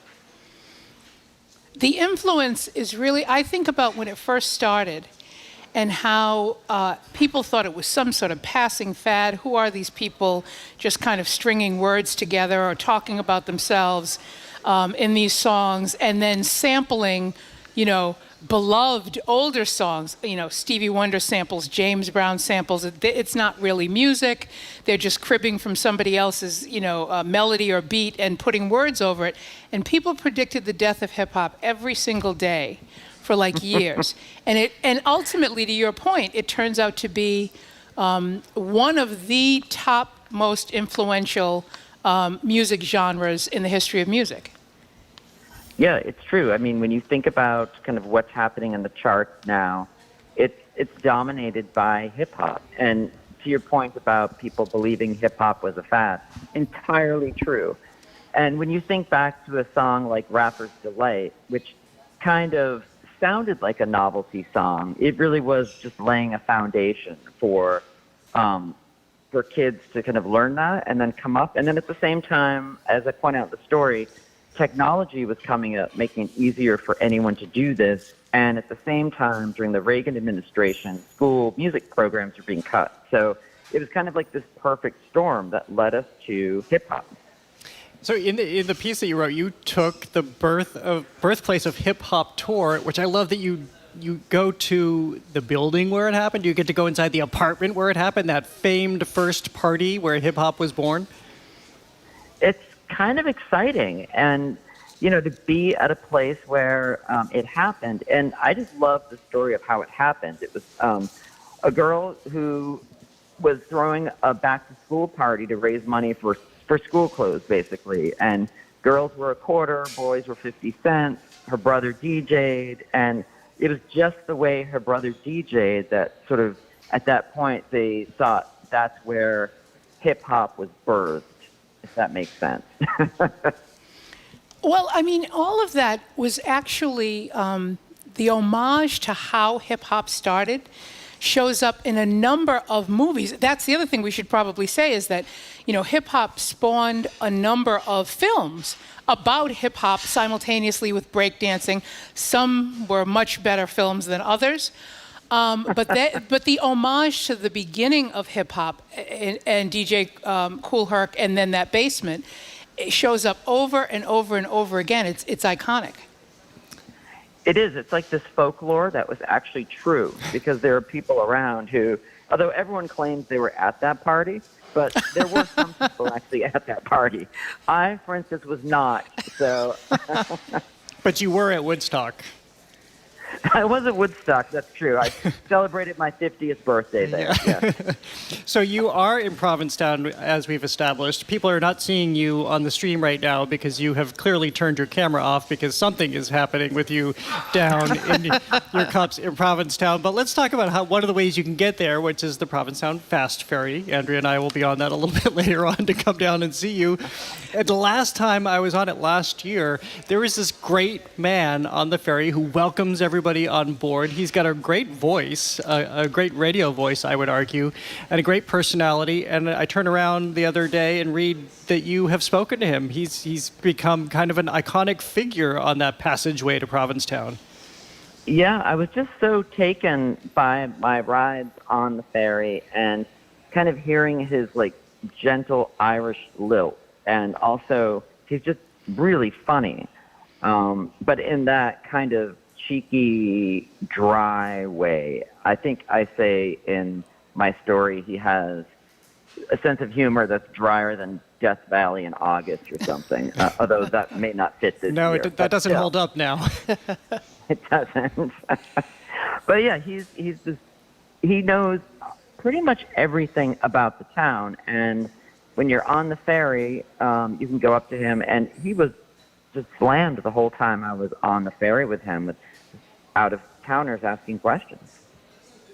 We had this segment on about some research that was done that said that talking, contrary to what many people believe, talking to strangers makes your life better, improves your life, and it sort of dovetails into this piece where people he doesn't know, he's like a public information officer.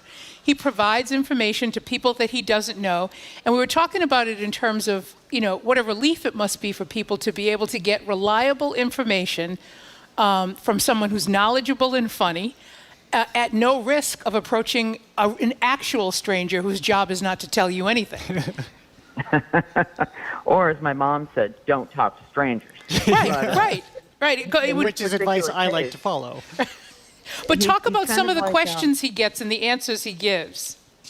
Yeah, I mean, the main questions he gets are, because it's a lot of day trippers coming over there from other countries, from other parts of the U.S., so they just want to know kind of how should I spend my day in Provincetown. And his whole shtick is to tell people to first get high by going to the top of the Pilgrim Monument, not to actually engage in the devil's lettuce, but to get high the other way.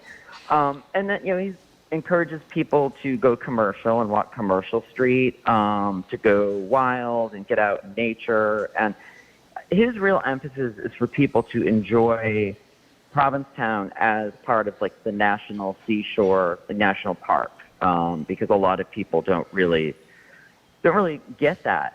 They'll spend all their time on Commercial Street. But he also can tell you like which drag shows are the best ones to go to, which is also, as you know, very important information. And if you're a drag queen or Jim Browdy, he'll go get your makeup for you? Yes, exactly. He told me the story about how he got Jim Browdy, a drag queen's bag, and came back with it. As you know, Jim Browdy's drag name is Gina Rowdy. So I did do his anagram the other day, but I forget what it was already. We'll remember by the end of the segment. Chris, go ahead, Andrea. Chris, I love this next story about Provincetown's Gifford House.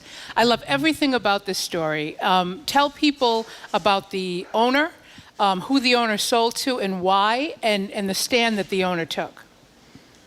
Yeah, it's a really sweet story about the Gifford House, which is 165 years old. That alone is kind of mind-boggling. Hosted 4 U.S. presidents. Al Pacino got his start there in sort of an underground theater. But as you may or may not know, a lot of kind of corporate entities and real estate companies are coming in and buying these old guest houses and making them beautiful and all of that. And I have nothing against a beautiful hotel or guest house, but what's happened in the process is that these local owners are no longer a part of the community, which is kind of a loss. And the Gifford House, which is huge, if you've never been there, it sounds like you have. It's 33 rooms, one of the biggest in Provincetown, has 3 bars in it. The owner, who was 73 at the time, decided to sell to, his name is Steve Azar, who had a real vision for the place and who has come in and just really started renovating rooms, and the Gifford was sort of on its last legs and really needed someone with vision and energy to come in and make it something special, to make it what it deserves to be. And Steve has really begun the process. He only got the keys for it on April 1st, and it's already the bars are back, the rooms are really coming along. It's really impressive. And there's gratitude in the community that he sold to Steve Azar, and that Steve is keeping it to its original nature, for lack of a better term. Yeah, no, it's true. And I love that Steve has this way that he uses the word queer, which is not just sort of in the realm of LGBTQ+. He sort of thinks of queer as kind of anyone who aligns with an open mind and an open heart. So you could be straight and queer, you could just be gay and queer, lesbian queer, whatever. But that's kind of his take. So in the hotel, he's really trying to foster that. And in the lobby, there's a piano bar, and there's a show called Scream Along with Billy that happens on the weekends. There's a guy who puts on a play every Monday. They write it, produce it, and put it on in a day on Monday. It's this whole kind of let's put on a show vibe of Provincetown in the old days before it got a little more smooth around the edges. A place where Saturday underwear parties can thrive, it sounds like. Well, I've seen you there, Jared. Only when I was reporting the story. Yeah, right. That would be at Club Purgatory, part of the hotel, which is nice to see back online. So, Chris, what drink is best at 1:32 in the afternoon? Again, worth enough to turn your Zoom camera off. Well, I mean, any drink is good at 1:32.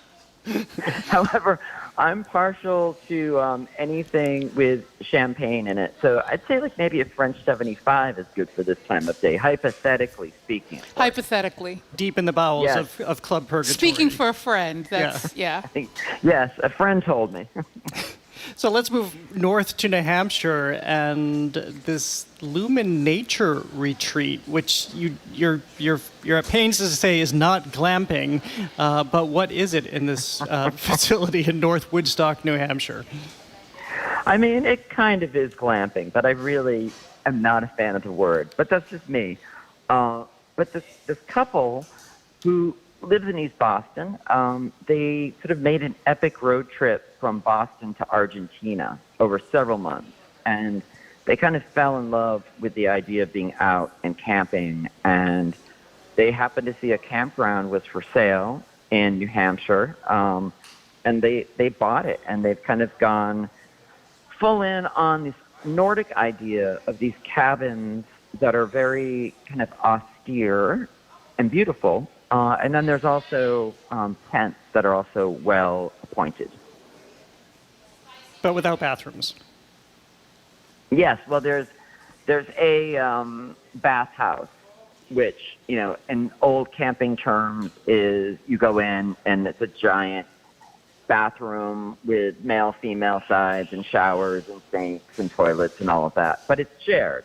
So in that way, it is probably more rustic than a lot of other glamping cabins that have popped up over the past few years. Yeah, that might be a deal breaker for me, the kind of shared bathroom. As long as you thing. can remember where the rocks are, where the animals might be, then you're fine in the middle of the night. Yeah, I think it's a catastrophe for me waiting to happen. It's really dark there, and when I ventured out in the middle of the night, I had this I was holding this lantern just like Annie Lennox does in the Here Comes the Rain Again video. It was almost like I was on the cliffs of Scotland in a nightgown singing. Searching the no, moors. I wasn't doing that. But your description of the immediate area, you know, when the clouds break and the sky glows orange and the brook glows orange, it's a breathtaking description of it. Yeah, it's right in sort of the White Mountains. So the scenery is amazing, and there's a lot to do in the area. So it has a lot going for it. You know, if you can get over the shared bathroom situation, it's great. And if not, then, you know, there might be a Holiday Inn down the street. I'm kidding. Totally kidding. All right. So, Chris, there's an airline called Corendon that has flights between Amsterdam and Curacao. And it basically has created these zones that are like the Amtrak quiet car. And we only have a couple of minutes, but give us a rundown on how you can be on a plane in a section that's child-free. Yeah, I mean, there's only a few airlines that have done this, so I'm really excited that there's a new one that's doing it. I'm hoping it continues to spread. Not that I don't love your little ankle biters and your little tadpoles. I love to hear them express themselves during a flight, especially when not using an indoor voice. But I just love the idea of the sort of child-free zone in a flight. And this particular airline based in Amsterdam is launching this.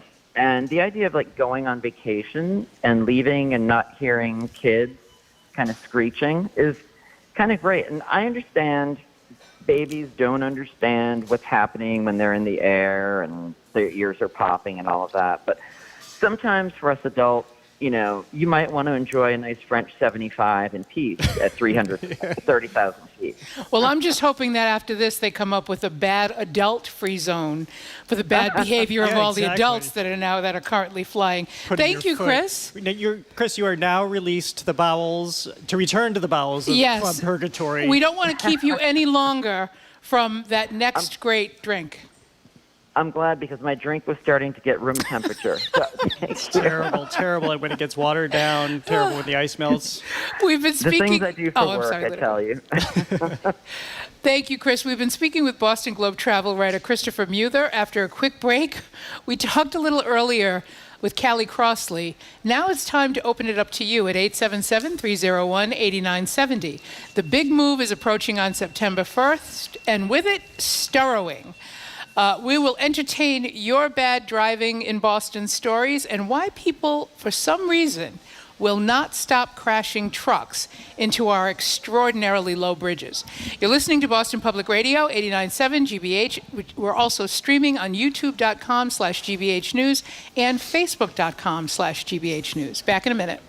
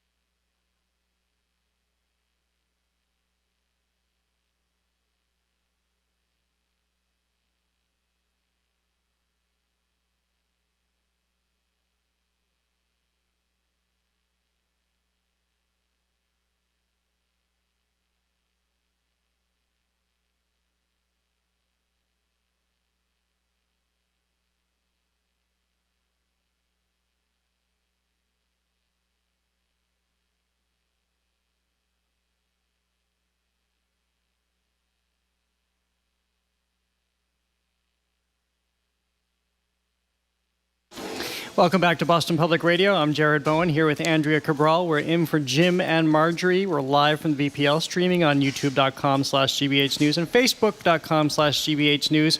Just a programming note, there is no BPR at the library next week because the staff is taking a well-earned vacation. However, Jim and Marjorie will be back and right here at the library on September 5th. How is it September already, Andrea? I know it. I can't believe we're talking about It's that. horrifying how fast time is flying. Well, earlier in the show, and this comes into play, September, you heard us discussing the phenomenon with Callie Crossley, movers in their U-Hauls getting themselves jammed time and again in the low-hanging underpasses of Storrow Drive. It's called Storrowing, and it's inspired the Department of Conservation and Recreation to create this short video. If you missed it earlier, here it is again. For just $0 a day, you cannot hit a bridge or an overpass on Storrow Drive and Soldiers Field Road in Boston and Memorial Drive in Cambridge. We know you're excited to be moving to the Boston area, and we're happy to have you. But seriously, that moving truck isn't going to fit on those roads. Save a rented moving truck today by not blindly following your GPS directly into a low clearance bridge. And don't just hear it. You have to go online and look at it as well. It's hilarious. And of course, it's a takeoff of the ASPCA ads with Sarah McLachlan singing that song, which we both avoid, as we mentioned earlier, because it means when we hear those notes, we're going to see very sad pictures of abused animals, which I absolutely can't stand to look at. No. But Andrea and I wanted to end having a little bit of fun today with you at 877-301-8970, the number to call or text us. What's your relationship with the phenomenon of store road U-Hauls? Do you empathize with the Boston newcomers finding themselves stuck in, let's be honest, a pretty awkward and confusing mess of roads and signs and bridges? Or are you someone who's felt the ire of being wedged behind a wedged truck on Storrow Drive, planning your slow, methodical escape and revenge? But also, you can just share your Boston driving stories and what it's like driving here, which is kind of akin to a video game. And if the PSA isn't going to help to keep the U-Hauls from turning onto Storrow, what is the solution? Should we be covering the trucks into slices of prosciutto? Covering, that is. All of a sudden I can't read today, to help them seamlessly glide under. Tell us what you think. 877-301-8970 is the number to call or text. I went to Emerson College, and one of our dorms back in the day was right near one of the entrances to Storrow Drive, where you had those low-hanging bridges, and inevitably, it happened about every 2 weeks where something would just slam into those bridges, and then you'd see the huge backup, because of course then the state police have to come. They have to figure out how to back them off of Storrow Drive, because of course they can't push them forward, and it just repeats over and over and over again. This is not an easy city, and really kind of state, to navigate, especially if you're not from here. I mean, I absolutely believe that probably a full half of our population are people who came here temporarily, who got hopelessly lost and just decided to live here because it was easier to I'll just rent an apartment or I'll just buy something, than to make your way out. And I think, we do have some of the narrowest streets in the country. We do have sort of low bridges, low clearances for bridges. I know there has to be a standard height. But the fact that it happens constantly, Jamie, our executive producer, Jamie Bologna, made a great point. He said, why isn't it possible to have Google or Apple or Waves or whatever app you use for directions, why aren't they linked in to at least a small set of hazards in every place that you could go, where you at least get that? Like for us, it would be Storrowing for Massachusetts, right? It would be just to let you know if you're moving there, this is the clearance. But we don't do that for some reason, and those apps could do that. 877-301-8970 is our number to call or text. But of course, you would have to ask for the input right away. Do you happen to be driving a U-Haul right now? That's true. In which case, get away from Storrow Drive. And speaking of our roads, a friend of mine who was visiting recently said to me, it's like you took a plate of spaghetti, just dumped it on a piece of paper, traced it, and that's how you decided to design your roads here in Boston, which is kind of true. Yeah, we like to make every aspect of being in Massachusetts as challenging as humanly and possible. Fun. I like to think it's fun just to circle around, because of course that's our historic charm here. I really can't talk all of a sudden. What has just happened? They even brought me coffee. I'm fully caffeinated. You're and thinking about going to Provincetown and hanging out with Chris. I checked out. Let's start with Mark in Waltham. Hi, Mark. Hey, folks. How are you? Good. So to what you just said, one of the problems is like Google Maps, it only gives you an option of like walking, transit, and cars. It doesn't ask you what kind of vehicle you're in. So if you're a new kid driving a truck that's taller than anything you've ever been in, you're just watching GPS and it's telling you where to go. Well, you're probably I watching took also a ride out. movie while you're driving, and that's part of the problem too. Well, that's another issue. But when you come from Watertown, either the Elliott Street Bridge in Cambridge or the North Beacon Street Bridge, when you get onto Soldiers Field Road, there's one no truck sign there. There are no hangars that say low clearance. Suddenly, when you get to the North Harvard Street underpass on Memorial Drive, that's your very first low clearance warning there. And if you're in the left lane cruising along in a truck, you have nowhere to go now but under that bridge. So I think they need to put some low clearance hanging like right after the Elliott Street Bridge, so there's no doubt that you cannot be on this road in a truck. Thank you for the call, Mark. And I have seen people who just before they get to the underpass realize that they're not going to make it, and they will at least try to slow down and pull over. Yep. People still get really angry at them because now they're taking up like a lane and a half, and you got to go around them like to get into the tunnel or whatever it might be. But I mean, true. The notion that we kind of I don't know why we would expect people to pay particular attention to this particular limitation when people don't generally pay attention as they're driving. Yeah, I feel very fortunate that I've never been behind a truck that's gotten starrowed and had to be somewhere and literally couldn't back up, couldn't go forward, and had to wait. I don't think I have either, which is pretty remarkable given the frequency with which it happens. So Rearen in Lakeville writes, can't really blame newcomers for not knowing all the roads in the Boston area were designed by drunk pilgrims. Well, really, they're kind of slightly enlarged cow paths. I mean, we still do have cobblestone streets. Go to New Bedford. And years ago, in the early days of Greater Boston, I remember doing a story about all of the places in Boston where you can find two streets that have the same name. So we like to make it extra confusing. So you can go to the wrong Huntington Avenue or street. I think High Street is another one where there are two high streets in the Boston area. We just like to keep it fun and challenging, like a video game. Right. As I said before. Right. Absolutely. So let's go to Jane in Situate. Hi, Jane. Oh, hi. I love Marjorie and Jim, but you two have done fabulous this week. I've listened every day. Thank you so much. Thank you. It's great. Well, it's funny that you're talking about this all this time later, decades before cell phones, before I had AAA. The U-Haul in front of me heading west on Storrow, the U-Haul by BU, that long, low trestle by BU, went back like a sardine can, and all the tops of the truck hit my windshield, landed on the front of my car.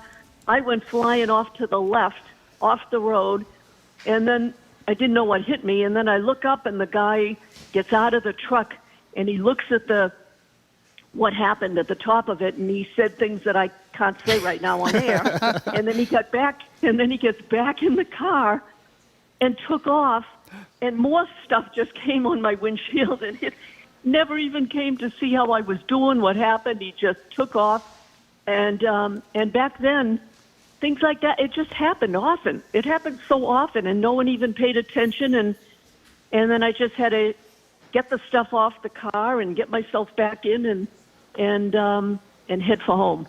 Wow, that's an amazing But I remember story. driving with my left foot on the brake. Yeah, it was crazy. My old Plymouth. We had some good adventures together. Well, it was back before then. cameras too. I mean, at least cameras now. The presence of them can alert people more quickly and get help to you a little bit more quickly. We have better systems for that. That must have been horrifying.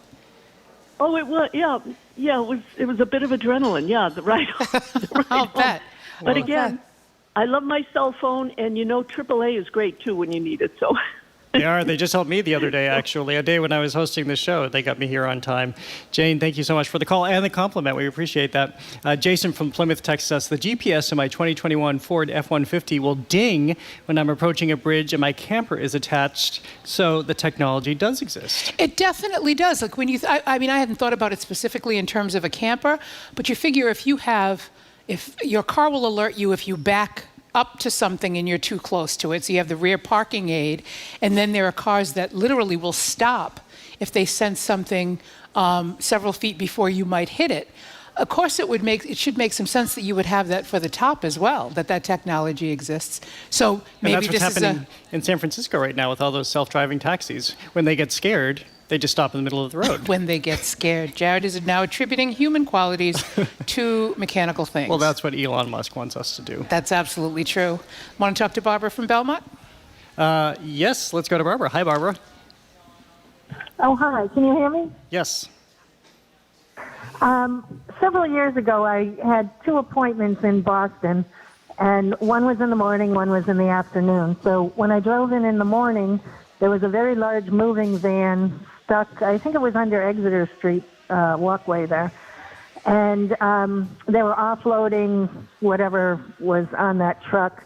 And then when I went back in the afternoon, there were a couple of guys with chainsaws cutting it apart to move it. So I thought, oh, that's how they remove those trucks. We have gotten the suggestion that, simply deflating the tires sometimes can work, although I've seen trucks stowed where it doesn't even matter. They have hit it at such a level. They are very, very much wedged in. But some of our texters, and thank you for the call, Barbara, some of our texters are also suggesting that it should be incumbent upon colleges to provide their students in their informational packets. When you send them their acceptance, say, just in case you come here, make sure you don't drive a truck underneath, of a certain height underneath one of our bridges. I bet they do, but as another texter writes, I don't blame anybody who decided to put the lowest bridges in the country in the part of the city with the highest concentration of people who have never been to Boston. That's a really well-phrased question. Right? Yeah, and I actually was able to read it clearly. My abilities to read have suddenly magically reappeared. Again, our number is 877-301-8970. Let's go to Scott in South Boston. Hi, Scott. Hi, love you guys. Andrea, I think you do a terrific job, Jared. We always like hearing from you. Thank you. Thank you. I'm a huge fan. But I've been living in Boston for now 12 years, and I'm from California originally. And just the complexity of Boston as a place to get around, the neighborhoods, the different, parts of the city that are just a nightmare to navigate. One-way streets make no sense, all that stuff. It does not surprise me that we get this every year. I mean, it's a tragic coincidence of the fact that, we've got a perennially young city with tons of students coming in, all of their families coming in to move them into college. I think that MIT does actually notify its students of these hazards, but I think it is incumbent upon the tech companies, from what you were saying earlier, like Google Maps, Waze, they need to find a way to harvest your data and know when to notify you that, hey, guess what? Your route has low clearance. Are you driving a truck? It'd be I don't think that it's beyond them to solve that. Well, thanks for the call, Scott. Yeah, I was laughing as he was talking because we were just saying this is one of the few places where you can take the same route nearly every day. You know which route you're going. It's almost, you can do it in your sleep. And one day, a street that was going in a certain direction, a one-way street, you can show up a week and a half later and it's a one-way going the other way. And you go, when did they decide to change this? It completely changes your route. It is. This is not an easy place to navigate. It just isn't. It's small and it's complicated. Yeah, and people ignore the signs. I may have actually done that yesterday, now that I think about it. When suddenly a sign appears that you don't think should be there because you've lived in the city for a long time and have driven these streets for a long time. That's absolutely I'm not encouraging a thing. it. Maybe I just went around a little bump No, thing. they're called situational rules. So that's absolutely a thing. So Ooh, a situational rule that's is, exciting. I know that I'm not supposed to take a left on a red, but nothing's coming. So I can take a left on a red. It's not a one-way. It's not a one-way street that I'm on. It's on a two-way. But I can take that because there's nothing. Is this a there's nothing psychological there. thing or a legal thing you're telling me? No, I would call it quasi-legal because so many people do it. But if you got caught, you'd still be in trouble. But there are so rules it's not about a legal thing, is what you're telling me. Well, yeah, it is kind of illegal. Actually. I'm gonna call you. You're gonna defend me when this happens to me next time. Well, it's one of those. It's illegal if you get caught. If you don't get caught, it's situational decision making that enables you to get where you're going more quickly. All right, I think we have time for I got a couple more calls. Let's talk to Don in Salem. Hi, Don. Hi, Don. Hey, how are you doing? Yeah, I just want to say I'm originally from the Midwest, and I've lived out here about 20-something years now, and it takes a while to get used to driving out here. The thing that and the invention of the GPS has made it easier, I'll tell you. And one of my biggest pet peeves is like when you get lost and you're trying to figure out, okay, what street am I on? What street am I on? And there's never a street sign. You know, you look to see what street you're on, but there's no street signs that tell you what street you're on. You have to go to an intersection, and it's only the cross streets half the time that have and I don't know why that is. And I think it's a mass thing because Rhode Island isn't like that. Rhode Island does have street signs. No, you're absolutely right. You're absolutely right. And in addition to not knowing what street you're on, if you have the number, especially if it's a residence of a place that you're going to, people don't have numbers on the fronts of their houses. And you're like, well, we're at 55, whatever. And it's like, well, could you put the numbers someplace where people could see it? No, again, this is like a video game. You only get the street signs on level 1. When you move on to level 2, you lose the street signs. Right. And you have to like perform all kinds of tricks to get a house number. And Salem is really hard too. Salem is a mini Boston. Those streets are just crazy up there. Well, we sympathize with you, Don. Thanks for the call. He's gone. Oh, is he gone? He's already, did he leave? Don is trying to find his way through some streets. Exactly. Yeah, we won't be hearing from him again. But it does beg the question, Jared, about how good a driver are you to begin with? I'm a very good driver, knock on wood. I'm not even going to say it out loud. Because you realize that's one of those things that other people should be weighing in on versus you as the driver? I do find myself driving differently with guests and realize that I am a little bit of a cowboy and I have to slow down or not do what I normally do. Okay, we'll just put a state police tail on you. It's just defensive driving. No, we'll just have a state police guy follow you and find that out. You have the power to do that. Do you still have lights on your car? Is that what you're telling me? Yeah, I do, actually. Thank you for listening. Again, we're going to thank you for listening to another edition of Boston Public Radio. Keep up with us 24/7 by way of our podcast. Tune in on Monday. We're going to bring you a show jam-packed full of climate and environmental conversations. Trustees of Reservations, new CEO Katie Theorides is joining us. Great white shark expert Greg Scommel is joining us. Boston Globe's David Abel and Michael Packard in the documentary In the Whale. Brad Campbell of the Conservation Law Foundation on new rules for water quality in Cape Cod. 2 public health experts with Boston University and Mystic River Watershed Association experience on climate change's impacts to public health and more. That is a jam-packed show. I want to say personally thank you to the fabulous crew, Zoe Matthews, Aidan Conley, Nicole Garcia, and Hannah Loss. John the Claw Parker is our engineer. Our executive producer is Jamie Bologna. Thank you from the bottom of my heart for an absolutely fabulous week. Special thanks, yes, they deserve a hand. Special thanks to our BPL team, Evelyn Brito, Matthew Glover, and Brad Lewis. And Jared, words fail me. It has been such a fabulous week to be with you. My thanks to the crew here too, the team, which has made this job a very hard job, very easy this week. Andrea, it's been fabulous. I'm Jared Bowen. I'm Andrea Cabral. Have a great afternoon.